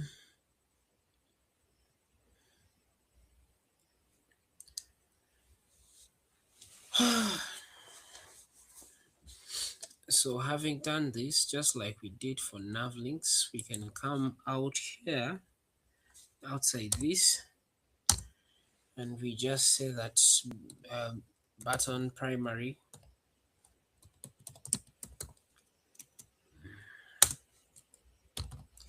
will just be something like this. So in under button primary, we can have our background associated with a variable, and that variable is accent.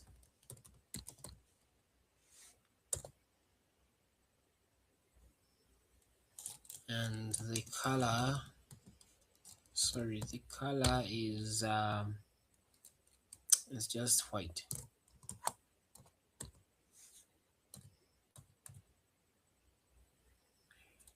Then we can say button primary again, but when someone puts their cursor over it, or what's called hover, then what should happen is we want a filter,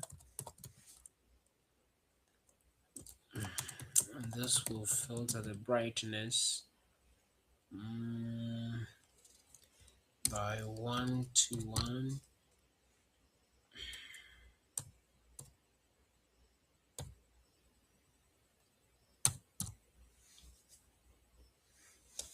So this is a mistake because this was the class identifier.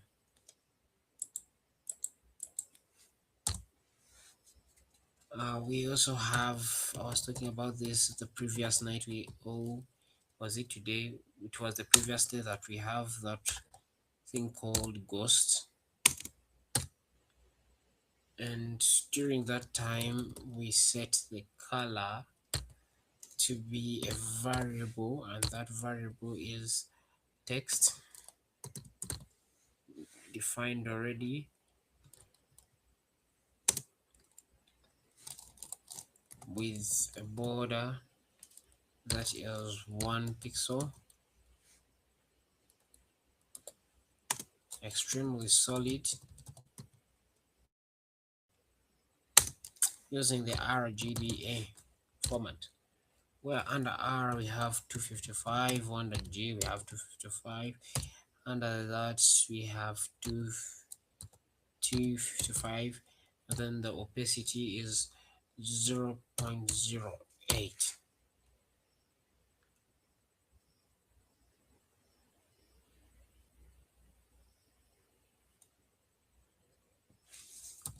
0.2 would work.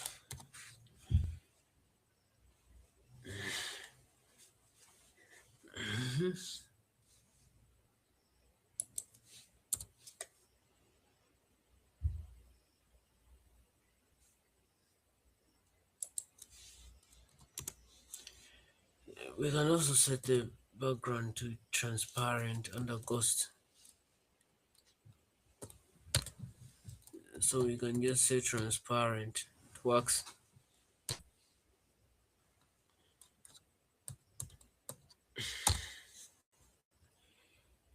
We also have the ghost button when someone tries to hover over it. So we can say button that is ghost under hover. The following should happen.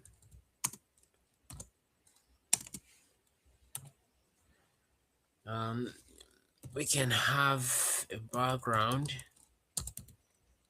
and that background is RGB and then A, where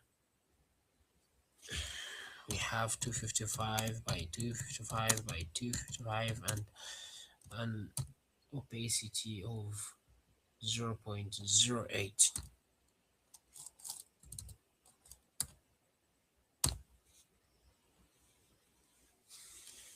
Cool.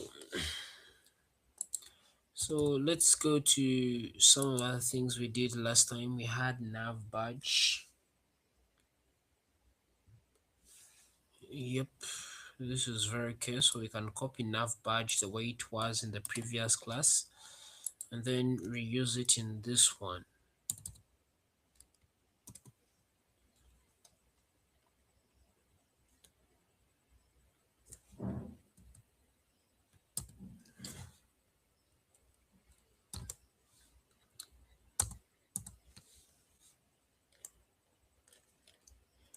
Okay, then we had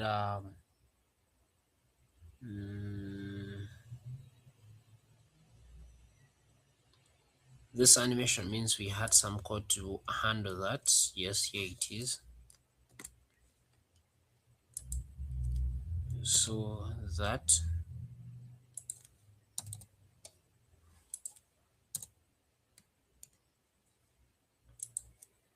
all right.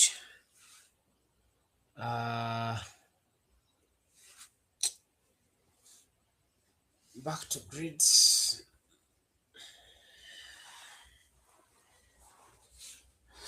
Back to grids. So we come back here and we try to refresh.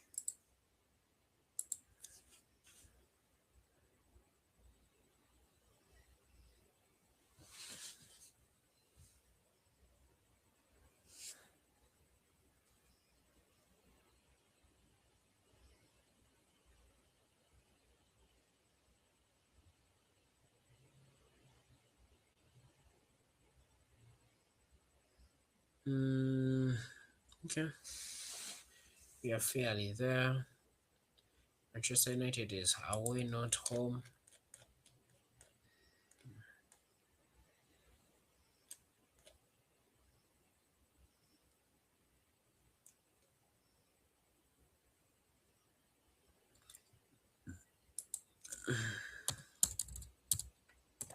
So this gets to change to away. All right, back to CSS. We shall say match hero,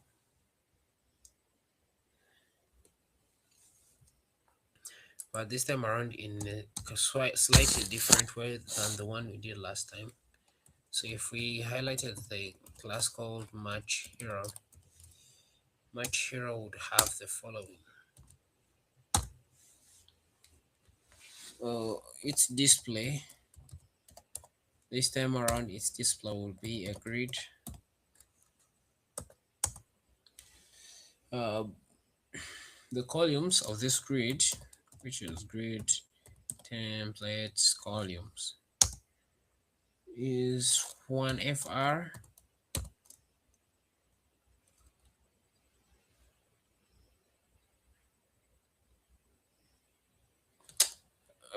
auto 1FR.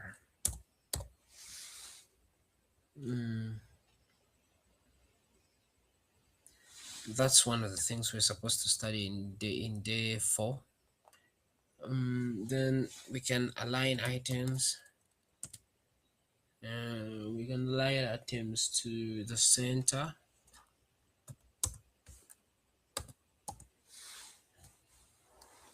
We've already talked about gap. So the base gap here is about 12 pixels.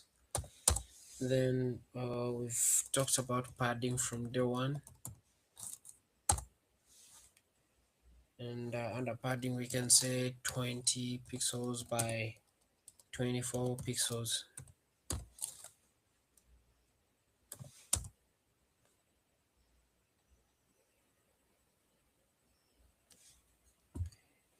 Then we can have background color to be, I want it to be a linear gradient. I want it to be a linear gradient that is I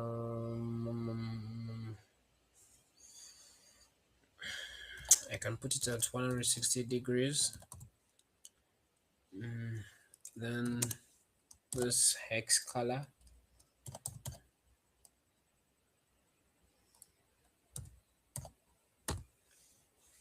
um,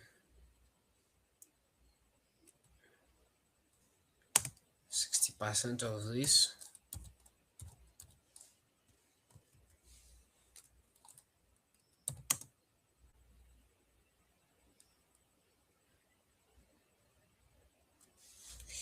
Then the last one is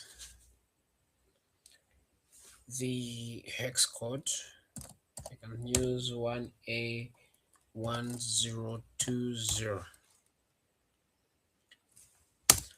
which I want to be at 100%. So this is linear coloring being done in CSS, where you're trying to create a degree and a percentage of how these colors get to spread as they move to the other direction. So you've seen gradients of colors in so many places. So that's how we implement that in CSS. We are going to get the bottom border, which is 1 pixel.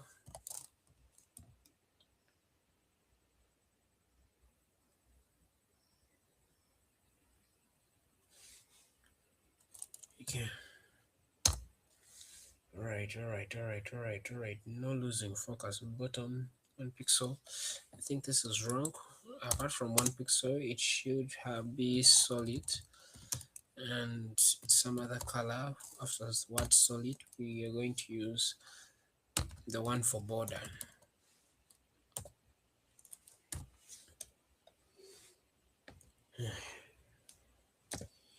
So away from the match hero. Okay.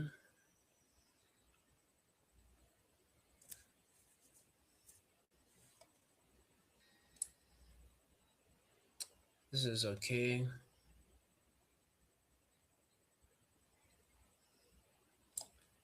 This is also okay. So we shall first inherit this.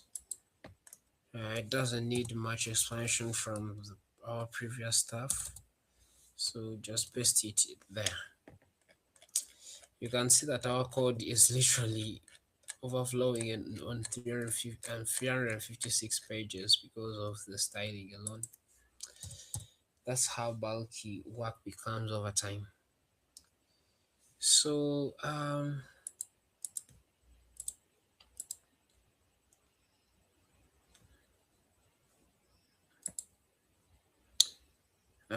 away from team, I want us to look at something else that might need editing, which is, we are editing team badge. Let us first carry on team badge to here, and let us examine it, what we can improve with now the new skills that we've attained. Sorry, Control Z, Control V. Okay. So width is okay. 44, it would be better actually. 44 pixels, and then the height can also be 44. Border radius, now uh, border radius is okay, but the display we had added flexible, which is good. Items center, good. Items justify content to the center. Align items. Font size. By the way, this is perfect as well. Very perfect. The way we did it the previous time. We added skills from the future.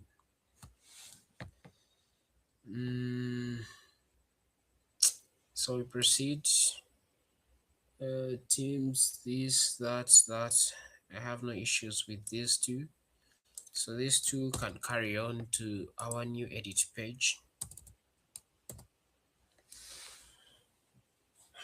Move on. Those were explained in the previous class. But before moving on, I would like to just see how far we've come. So let me refresh.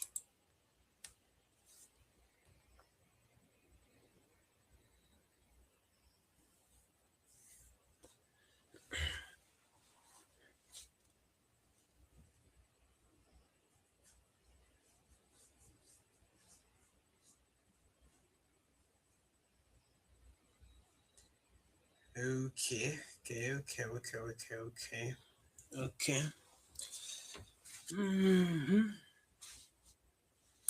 These grids are starting to make sense one piece at a time. We started with this, now we have this. You can see the gradient that I was talking about of colors. We are headed in the right direction. We just need to continue pressing. I know we are very tired, but yeah. Okay. So when we look at scoreboard is very okay. Let's look at the score.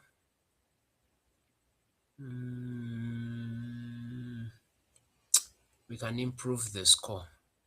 So I'll just take on this. So the scoreboard is okay. Yeah, we aligned to center, then we get a padding of 0.16 pixels. But when it comes to score, you're okay with the font family. That's good. You're okay with the font size. 46 pixels would be even better.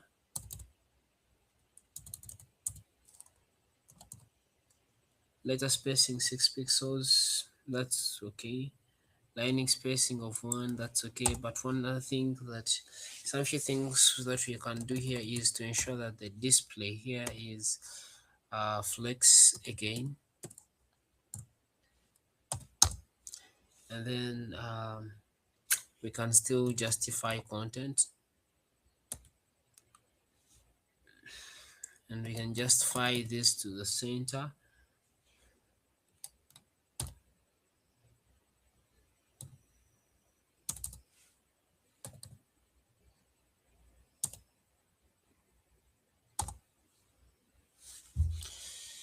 What else can we do is we can align items probably.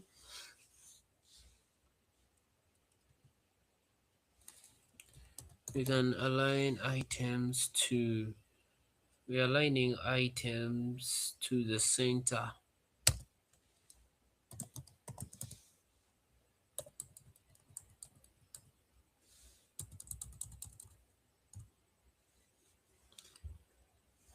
All right, we proceed. We had match meta, which is totally okay, and then match clock is also okay. So this gets to go the way it is exactly to the new page. Nothing changes really from these two.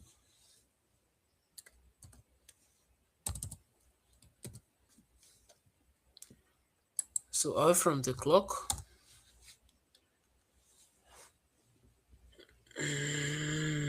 maybe one additional thing we can do for the clock is, other than color, we can say color is gold and font weight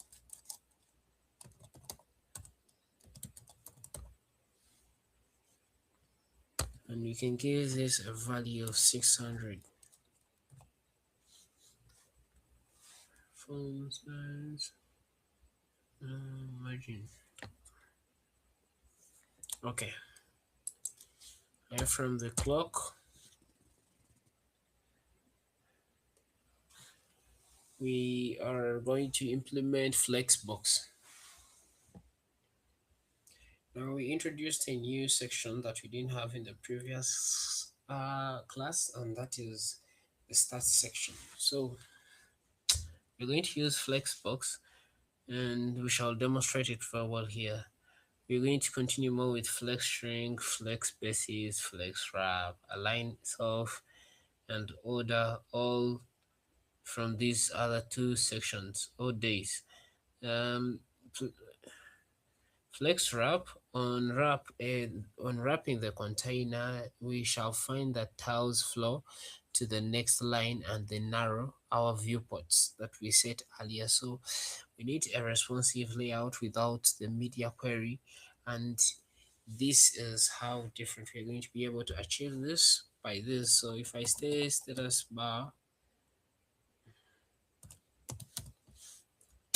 if I talk of status bar, I would talk of things like display, where I can set a display of flexible, where we can talk of things like flex wrap. You see, these things are things we didn't talk about last time. So when you ask, do you want to wrap, you can say wrap. There's also rewrapping in reverse, where we have things like gap. We've seen gap a couple of times, so it's not new anymore. And then we see background. You know what to do with background. You just give it a color. So if you have none, you can use some that we had defined. For example, border. Then border to the bottom. We can have 1 pixel, then solid. After saying solid, we often say color, but since we have our predefined colors, you can just say it's a border. Now here I used it value background color, but the true thing should be background. Yeah. So away from the status bar in our code, we had under the new stats we had let's see.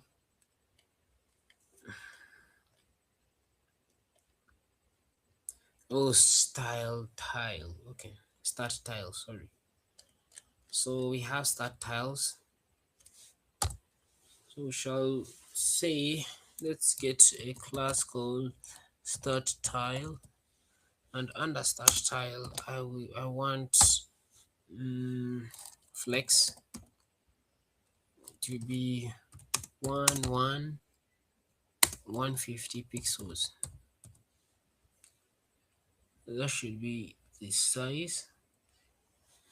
And this is all about growing one, shrinking one, and the basis being 150 pixels. That's how they get to that's how they read this. So if you'd like to read this to someone, you tell them that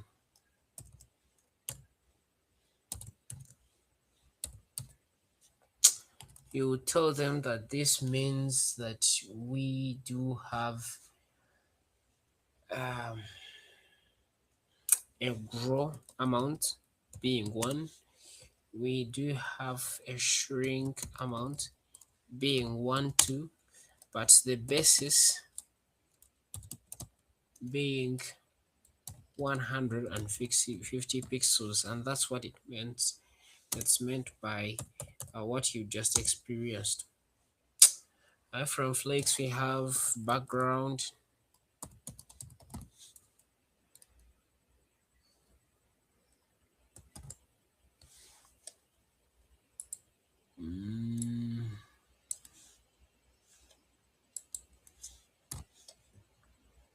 so under background we have no colors to waste, so we shall use surface, since it's a card.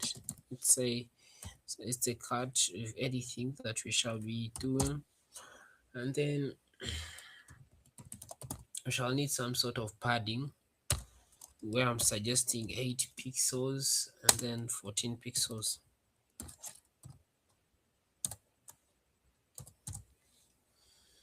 And then we are going to do a text align to the center.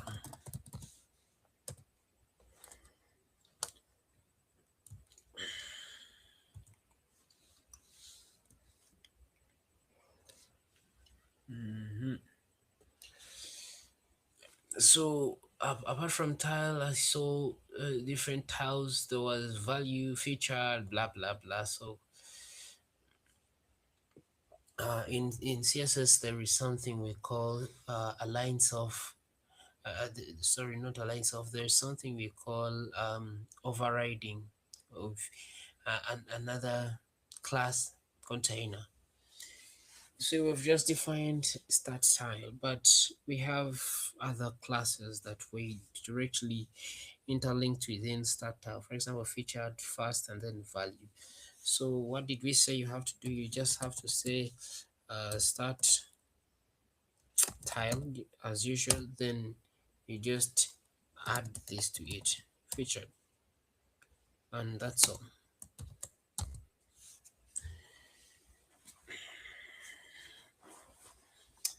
So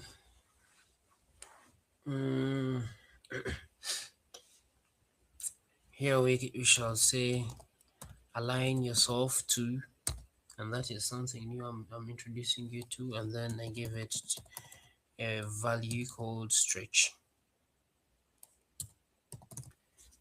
Stretch is an individual alignment overriding another. So this one will override the style tile, and it will come in for the featured one in style tile. The background, we shall give it a color. Let us give it #1A 1020. Yep.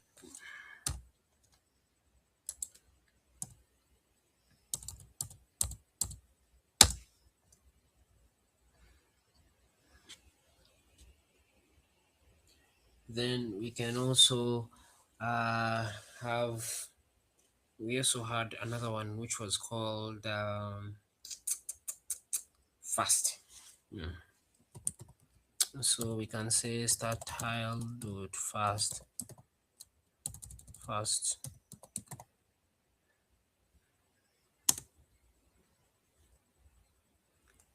I've not identified that this is a class, so I need to add that.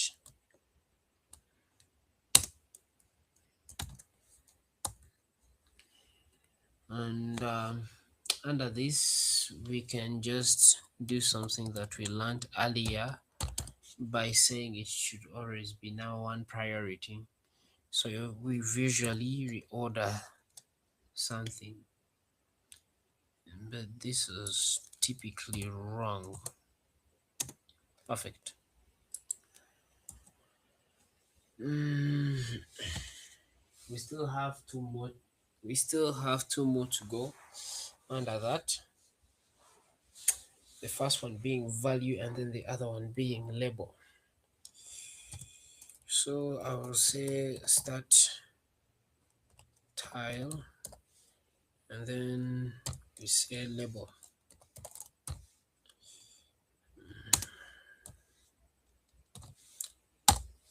Under label, we are going to give it maybe a font size.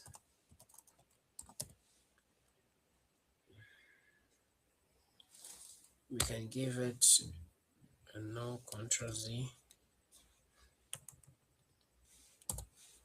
We can give it a font size of 10 pixels.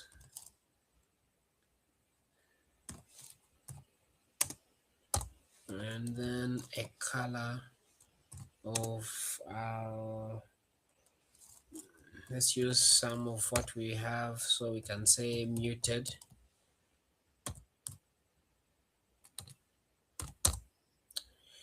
We can we can do some letter spacing,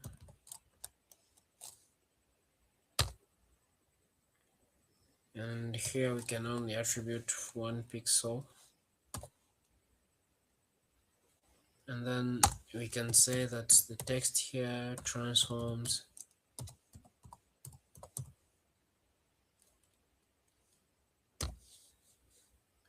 is that a real?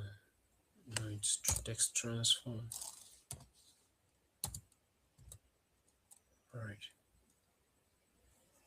I don't know whether this is the correct thing, but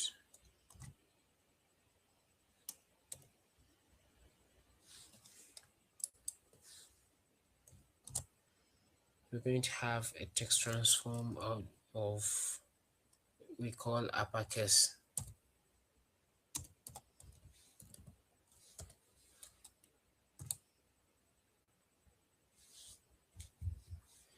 And the other one was start value.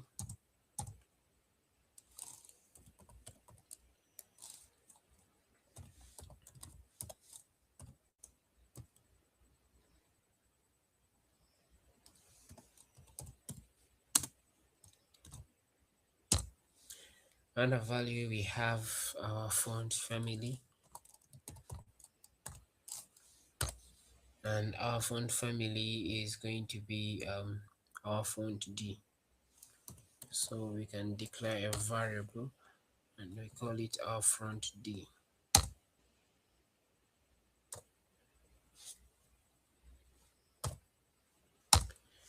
The second thing we might think of doing under here is font size.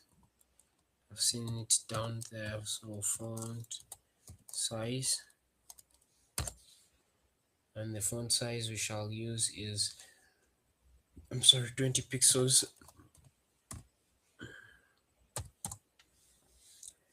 And the color we shall use particularly here is a variable for text.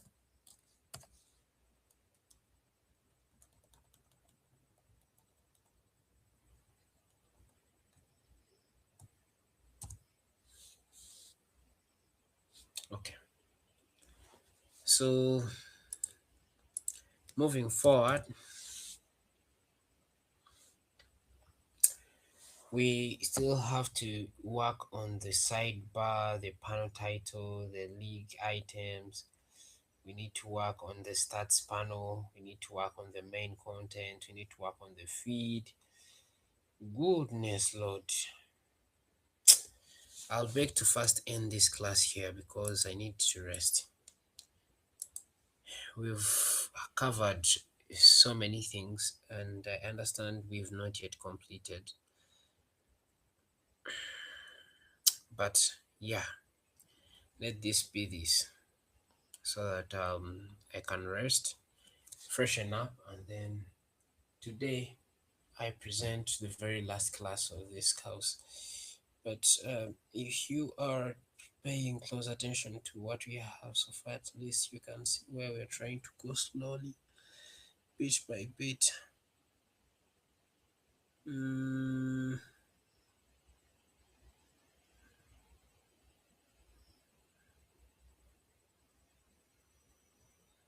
mm, all right. Mm, it will make sense. But we can complete. We can complete. Having seen this, I feel motivated to complete. Let us proceed and complete.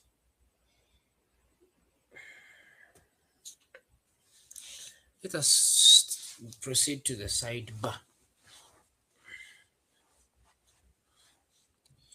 So we shall say um, our sidebar. Then we start with the sidebar. First things first, we are going to do the basics already, Zetumani, the ones we are already used to. So we say background, we need a variable which is surface. Mhm. Number two, we look at border right, and we shall give it 1 pixel for growth. We talked about this, solid, and then what color we say, variable, this should be border. We're already conversant with this. Then we've done this padding so many times, no expansions needed, which is 16 pixels by 12 pixels. And then we can create an overflow over the y-axis. I told you about this in the previous classes, and then I want to set that to be automatic. So that's the sidebar. Away from the sidebar, we had a panel title. Is it?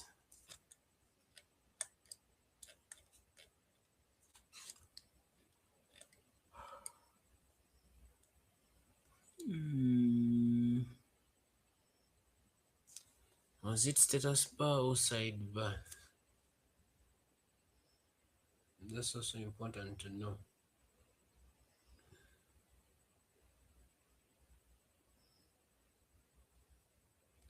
It was stats bar, non status bar. So I think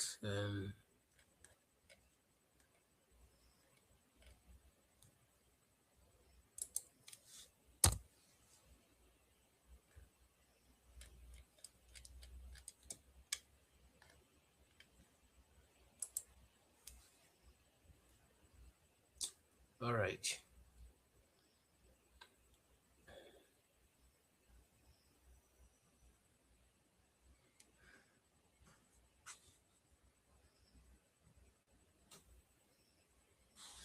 All right.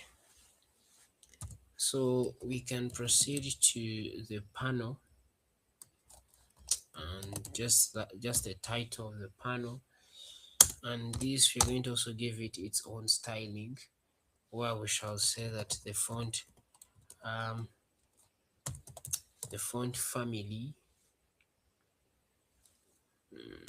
we can get this from our variables, and the font family is font D. So you get to choose font D as the correct family. Pushing on forward, we can have the font size, and the font size we're choosing for this particular one is 12 pixels. Another thing we can have is the letter spacing. So we can say letter spacing, and the letter spacing we're choosing is a small 2 pixels for this one. We can have the color. Pay attention to background color, and then color, and then background, just background. So the color is a variable of something we have and it's muted. Um, we can choose to have the margin to the bottom. So margin to the bottom should be something like 10 pixels. We can choose to have padding to the left. So we shall say padding to the left. Mm,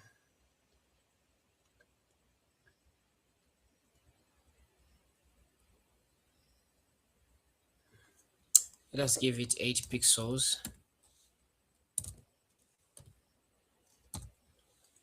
And then we can do some border to the left.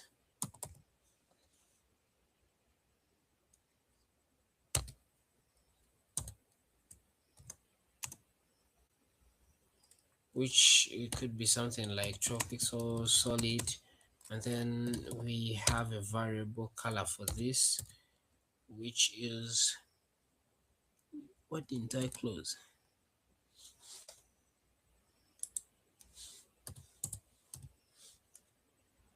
Perfect.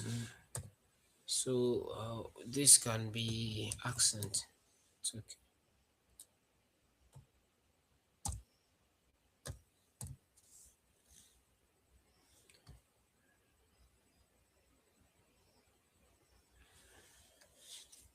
All right.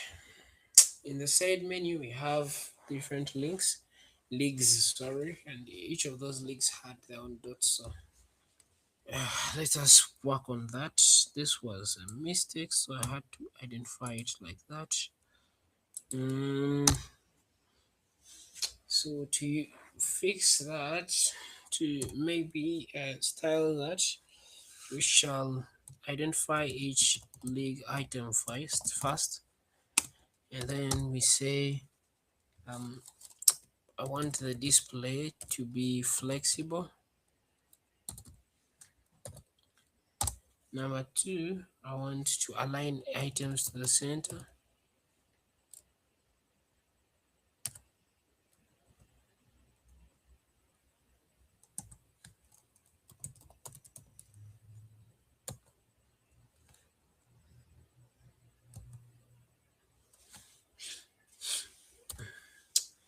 Then after aligning, we have gap. We've already seen what gap can do, so no expansions needed. From gap, we have padding, no expansion needed. So this is 7 pixels and also on 8 pixels scale. What else? Border radius.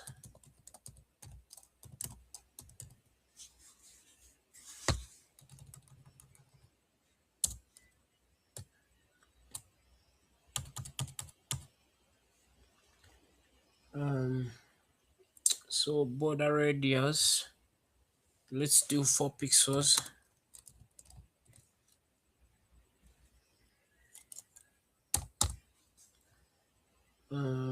We can do some font size.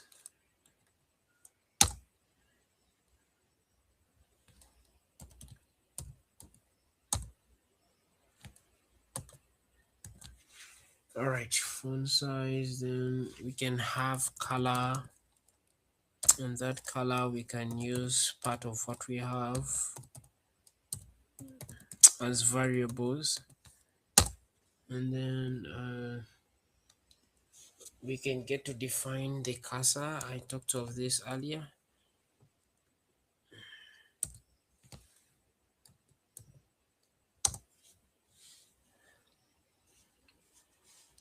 Then we can do this transition.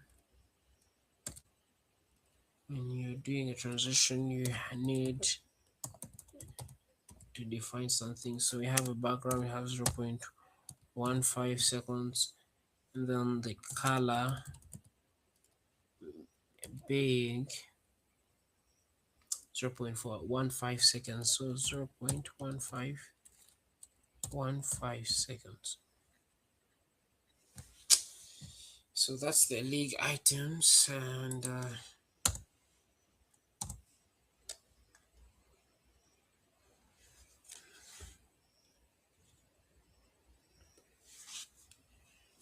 so what we shall do, we shall try to attribute, shall say that league um, item, when you put a cursor over them, comma, I hope you're paying close attention, dot league item, when the status is what we set as active, then do the following. I think this is very important because we've not just bundled things together, we've clustered clusters together for a single styling. So here you can set a background to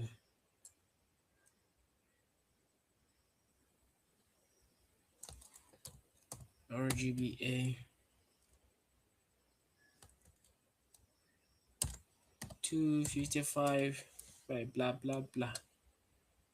So we can use this and just change the 6.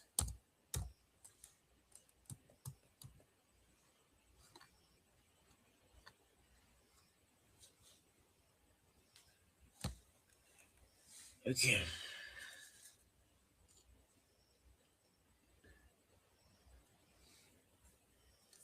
That was just background. I don't know why it keeps on saying background color. That was just background. And one last thing we can do here is color itself.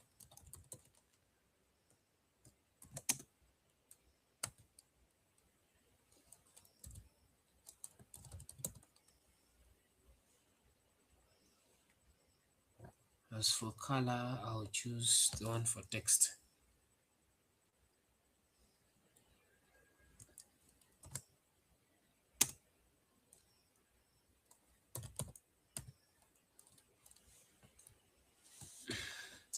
There must be a bracket we are not closing, so this is the bracket. And this is a repetition. Color should just lead to a variable, and that variable is text.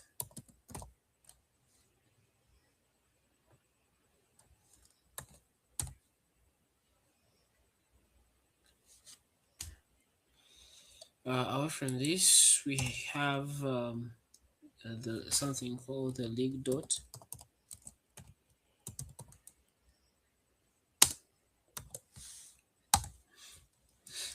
And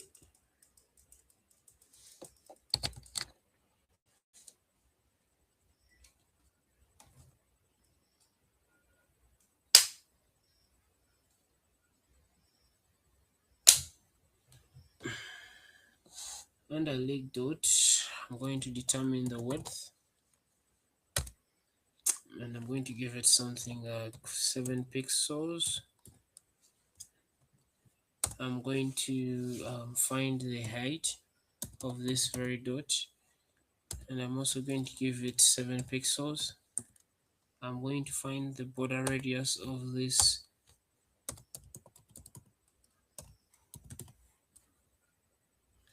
and I'm going to give it a border radius of 50% to make it totally round. Then I'm going to do a flex shrink.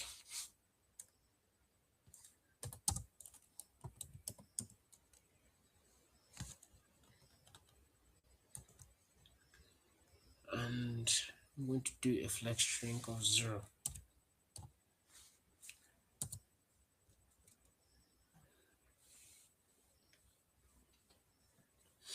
So let us move to the stats.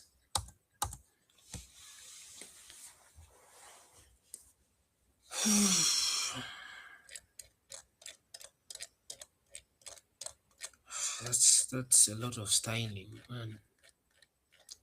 This is a lot of styling. So I said we are finishing at 1. And let us try to rush to see that time is also on our side to finish on time. So we shall say we have the stats panel,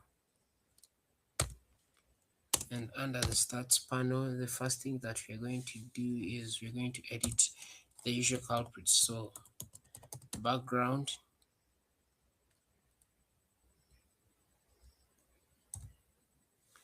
and the background is a variable for surface.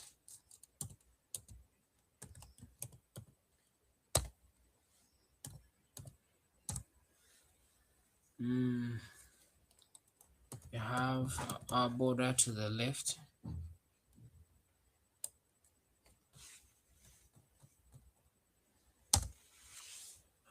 which I want to give 1 pixel solid to the color that is a variable.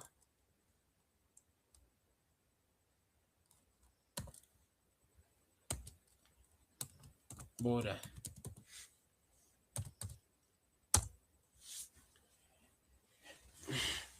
We are going to give it a padding of 16 pixels by 12 pixels.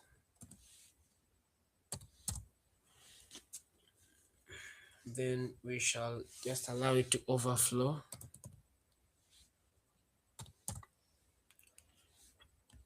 Under auto. Stats panel away, we are going to see something new which is called flex raw. Something we'd never done. It's also still under things that we're supposed to do in day 3 and we missed out. So if we to call upon a class we created that is called a score row,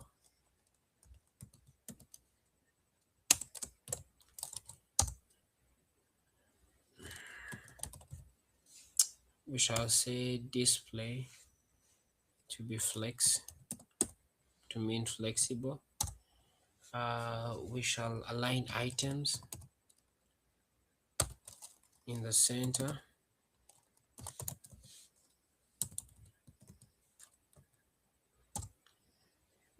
We shall create a gap as well, which is something like 8 pixels.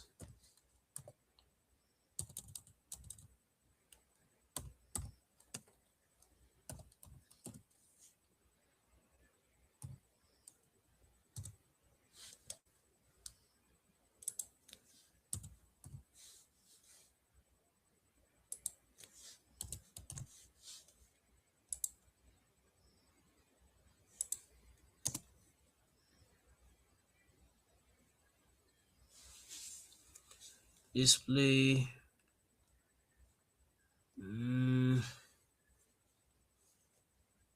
yeah, everything seems sort of okay.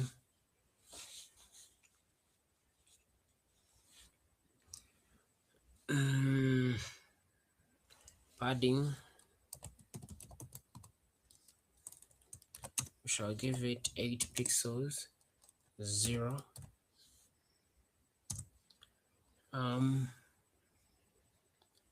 We shall give it a border to the bottom of 1 pixel solid and variable to be border.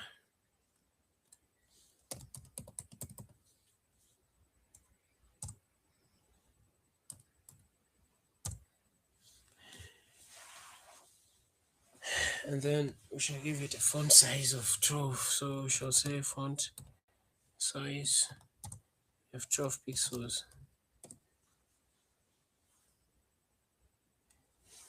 Okay.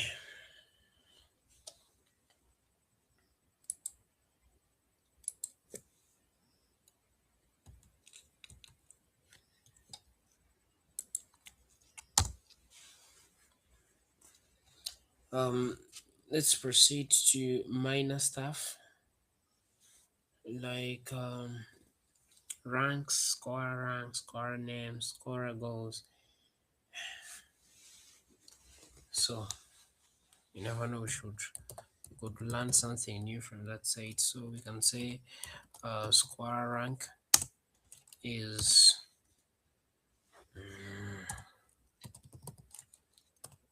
we give it a font family.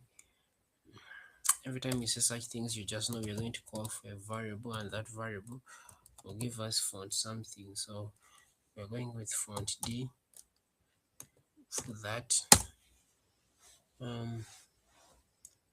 We shall give it a font size,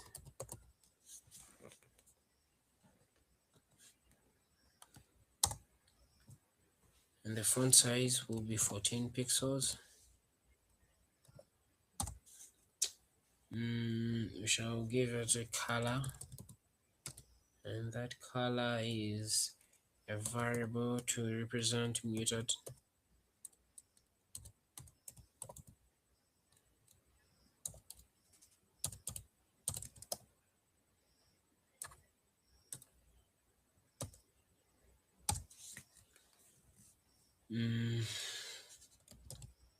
Width 16 pixels,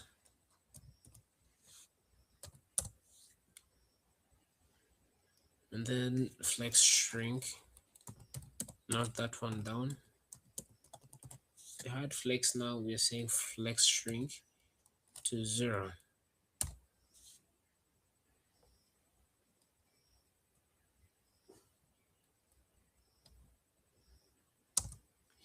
Let us move on to the square name.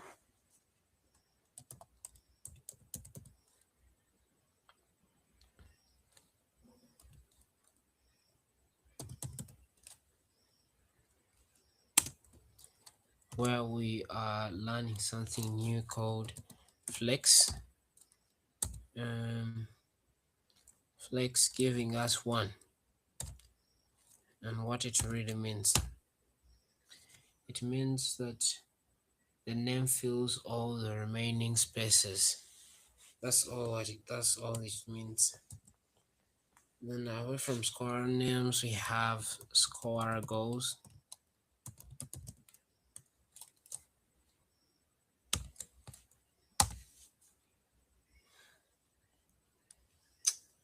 Something we get the font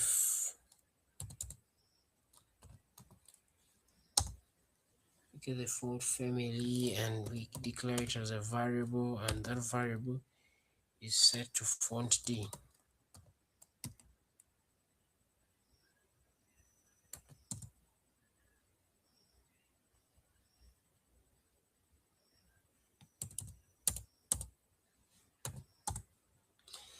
Away from font family, we have font size.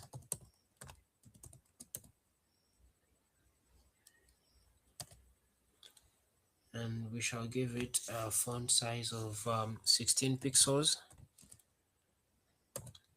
And away from font size, we have color, which we are giving it a variable called gold.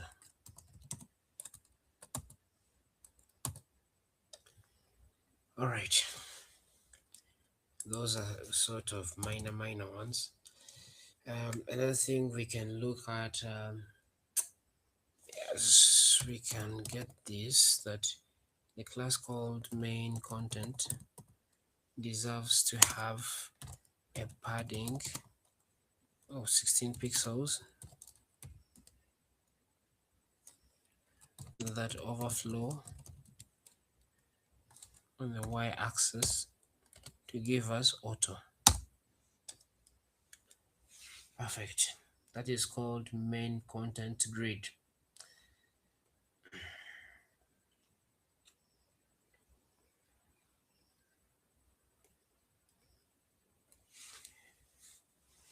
So we are moving to the most interesting page, which is the commentary.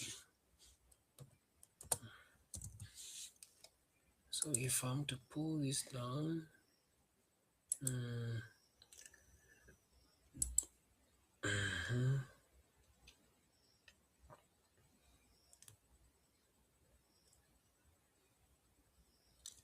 we shall copy this from the previous one, and then we can reuse this.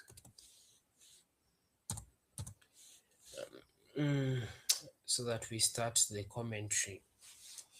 So the commentary's hash ID is feed, where we have display, flex direction, gap, maximum height, padding right, padding left. And then this WebKit.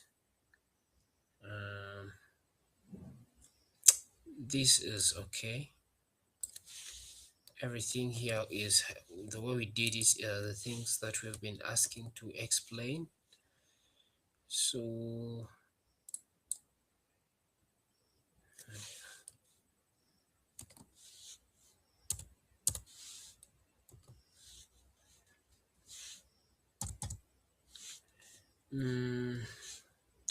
moving on to entry, grid, flexible.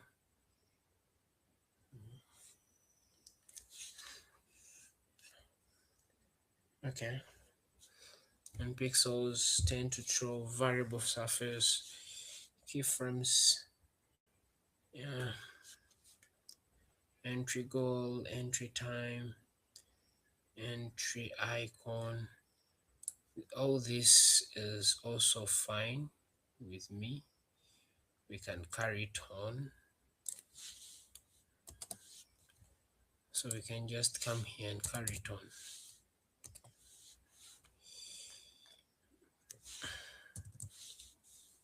All right. Then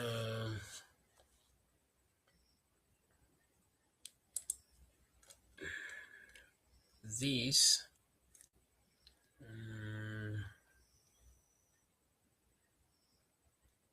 this is okay. The only issue is that the class for footer has changed to .site footer, so we can have no benefit of doubt that you can just say .site dash footer to represent our class properly. All right. If we are to refresh this,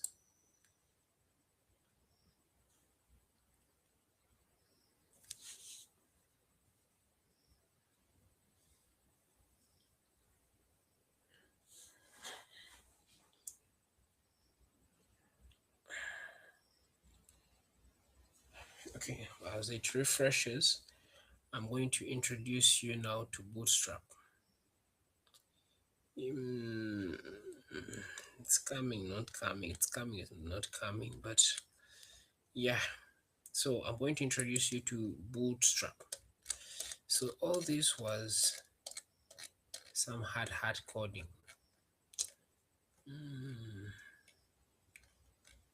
But if you can just give me a minute to just check this HTML.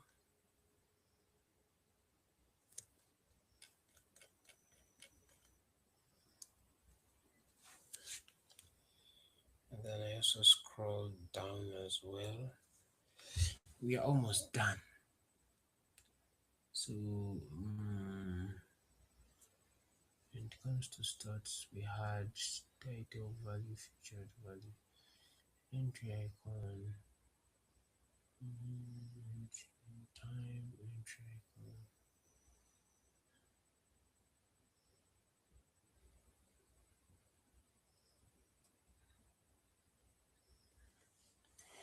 I think there's something I need to really implement here. Okay, it's implemented. It's fine. So let me introduce you to the very last class we have under this, and this is Bootstrap. So Bootstrap classes are pre-built classes that do a lot to simplify most of those things we've done. And that's why most of the things we are going to do here are going to be a little bit more simpler. For example, we can just say .bootstrap and then demo, and then we just say section. And then we say dot card. Card is not a Bootstrap class, but a Bootstrap section called card. What do you want to do under it? Then you just say let the background of that thing be then the variables that you defined. I'm sorry.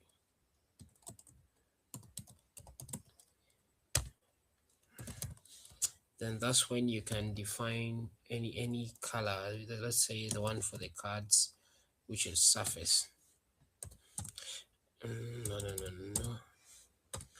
Another thing we can do is to say that let the border be we were talking of things like solid, and then we choose a color. We can say this is a border, okay? So we say dash border, and then we can talk of something like color, which is still something we do have. That's Bootstrap. Bootstrap is totally straightforward. We can say Bootstrap demo section, and we say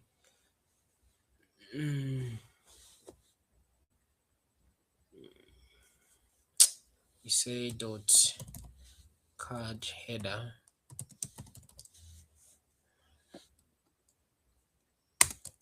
then we set, you see, most of those Bootstrap classes are pre-built. They just come with everything, and you would find quite a numerous number of them.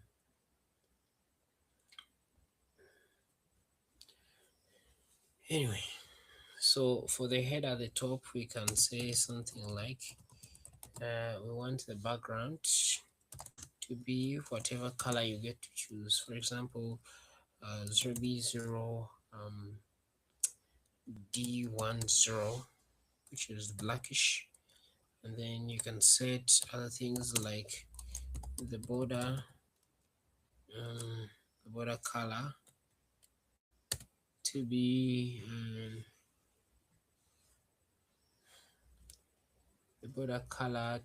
a variable. Now we're not going to, this is an error.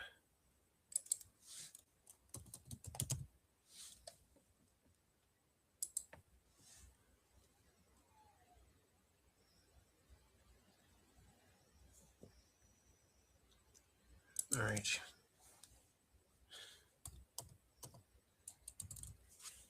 So we can say border color to be a variable that could be border. Consistency is very key.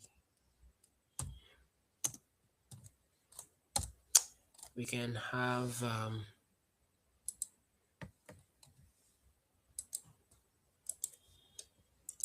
moving forward, we can have BS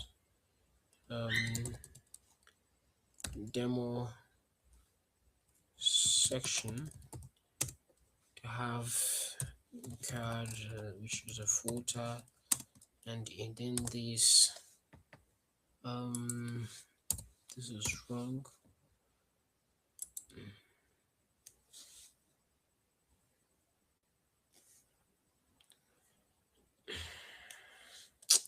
So we can set backgrounds in Bootstrap to be also transparent in nature. We can set them to be transparent, and we can also set border colors again.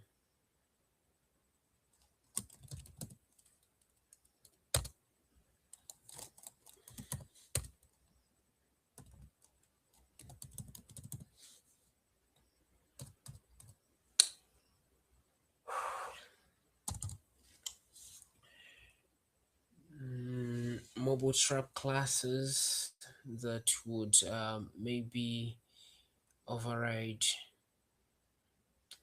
override some button outline primary colors that we had set earlier is something like this. So we can say we want a Bootstrap, and everything we're doing is under Bootstrap demo section. So we can say Bootstrap demo section. I want you to visit button outline, primary, and what do you want to do there? Then you get to set what you want to do there.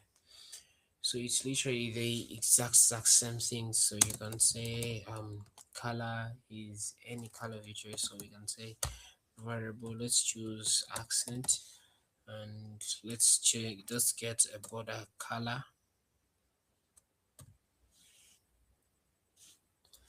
It's accent, then let's get a border color to also be a variable that is border.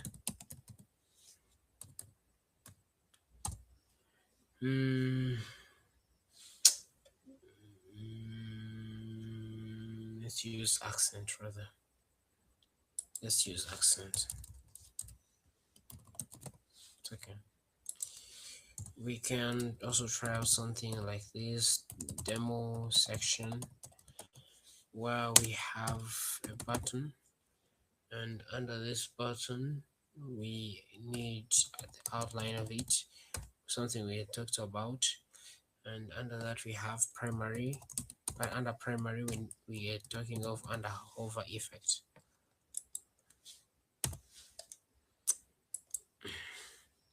Then ask yourself what really happens here. We can set again something like background.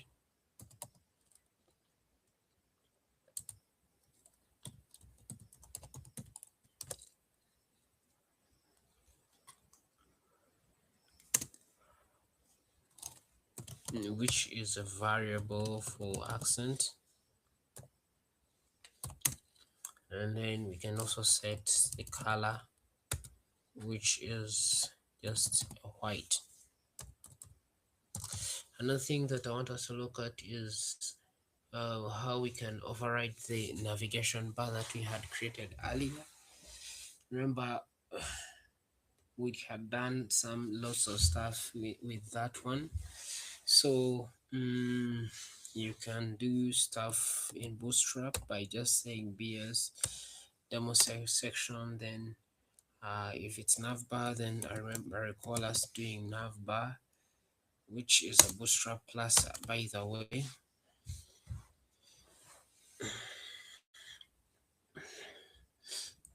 So button outline, primary button outline stuff, ABCD, everything that you see that is BS section, specifically within Bootstrap itself. So you're not coming up with anything. So with the navbar, let's start with the color. We shall start by the color, and we shall say the color is going to be a variable, and that variable is going to hold the color of the surface color, that one we use on cards. And then we shall, when you ever see this thing important, it means it overrides some functionality. So you should really use that thing border. Then we can say border to the bottom being 1 pixel, and then we said after 1 pixel we say solid, and then the color that we are interested in.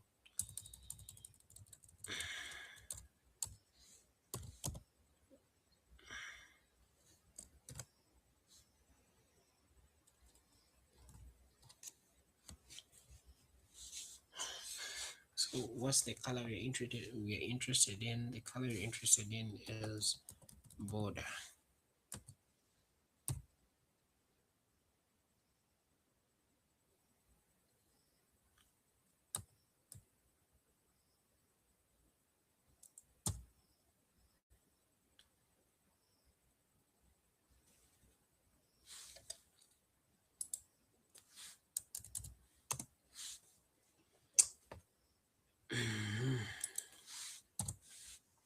All right.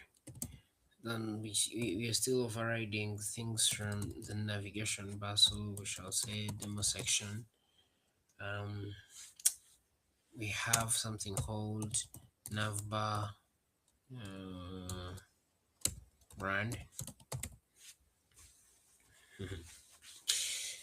Under this, we shall call upon the let's start with the font family, which is something we can get from our preserved variables to do with font display.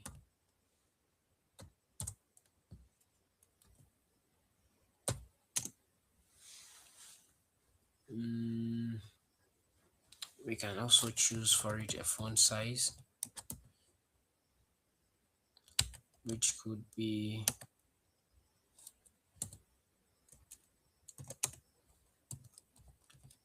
18 pixels.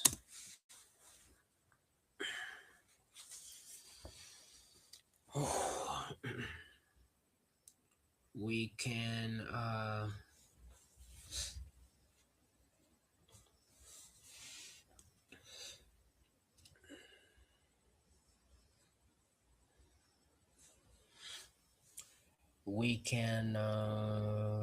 apart from that, what else can we do?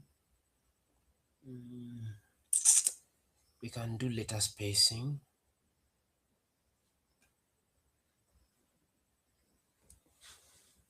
So we can do letter spacing and then give it a letter spacing of 2 pixels. We can do some color, and this color is a variable that should be strictly accent. Now to override the original one, it's important to just add that content so that it overrides the original setting. Still in navigation section, we can let me see, we can work on the nav link. Yeah, this goes on and on and on.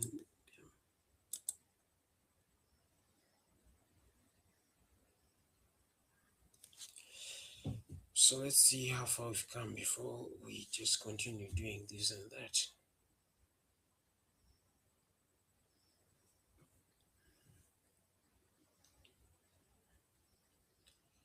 Our CTN is low.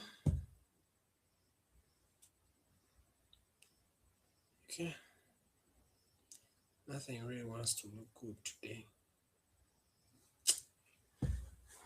Nothing really wants to look good today. There's no need to proceed any further, but I hope you now know the general idea of everything. So one thing that I would like to do based on what I've seen is to work on the commentary feed.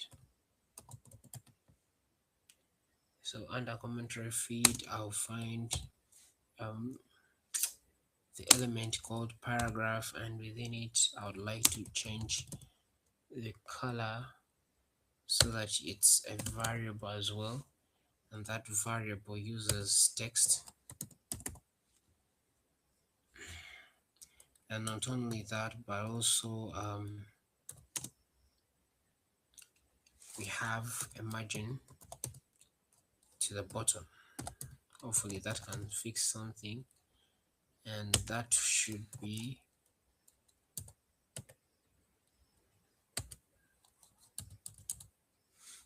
margin to the bottom, and this should be 5 pixels.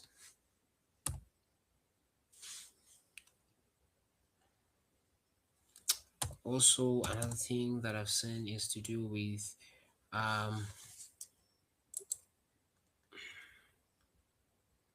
things should fit properly on the screen, but these are long old, okay, these are old. So we want responsiveness. We shall start by saying media, then we set the maximum width to be anything like 900 pixels. And then right after this, I can say that let the entire layout of the app. We want the entire layout of our app where everything has been nested to be a grid template columns of 1FR, which is 180 pixels. And then secondly is the grid area templates, the grid template area, the grid template areas to be as follows. Nope. The first one being nav.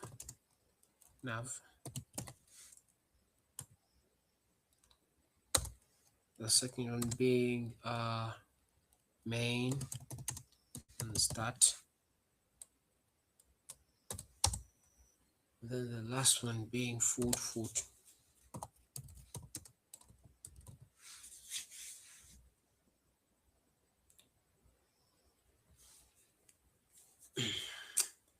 So 900 is on the tablet level.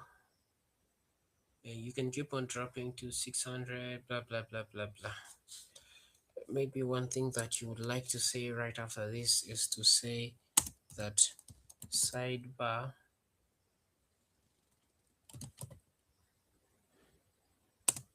you can say sidebar and then you say display should be none, since it's a tablet screen. Now for phone you would just do exactly this,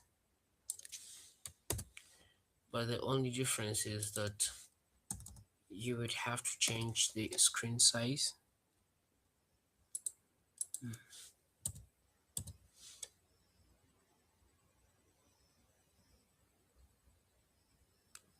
So instead of 900 here, you would only say 600, and this would just be 1FR without the 180 pixels. And the grid areas get to remain just singular, where you say nav, main, then foot.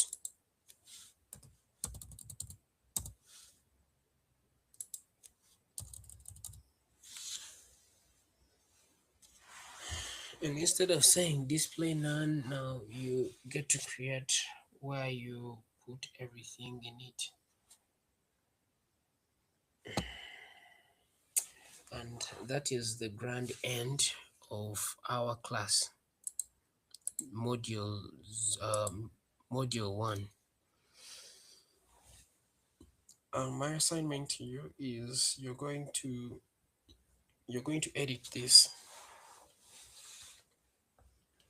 to perfect it, not editing. I'm going to share with you this HTML document and you will perfect it and share with me a perfected HTML document where all the CSS is better than where I've managed to end using the principles that we've shared. Things look scattered right now, so your role is to ensure that everything gets in line. But that's the assignment I have for you. For now, allow me to say good night.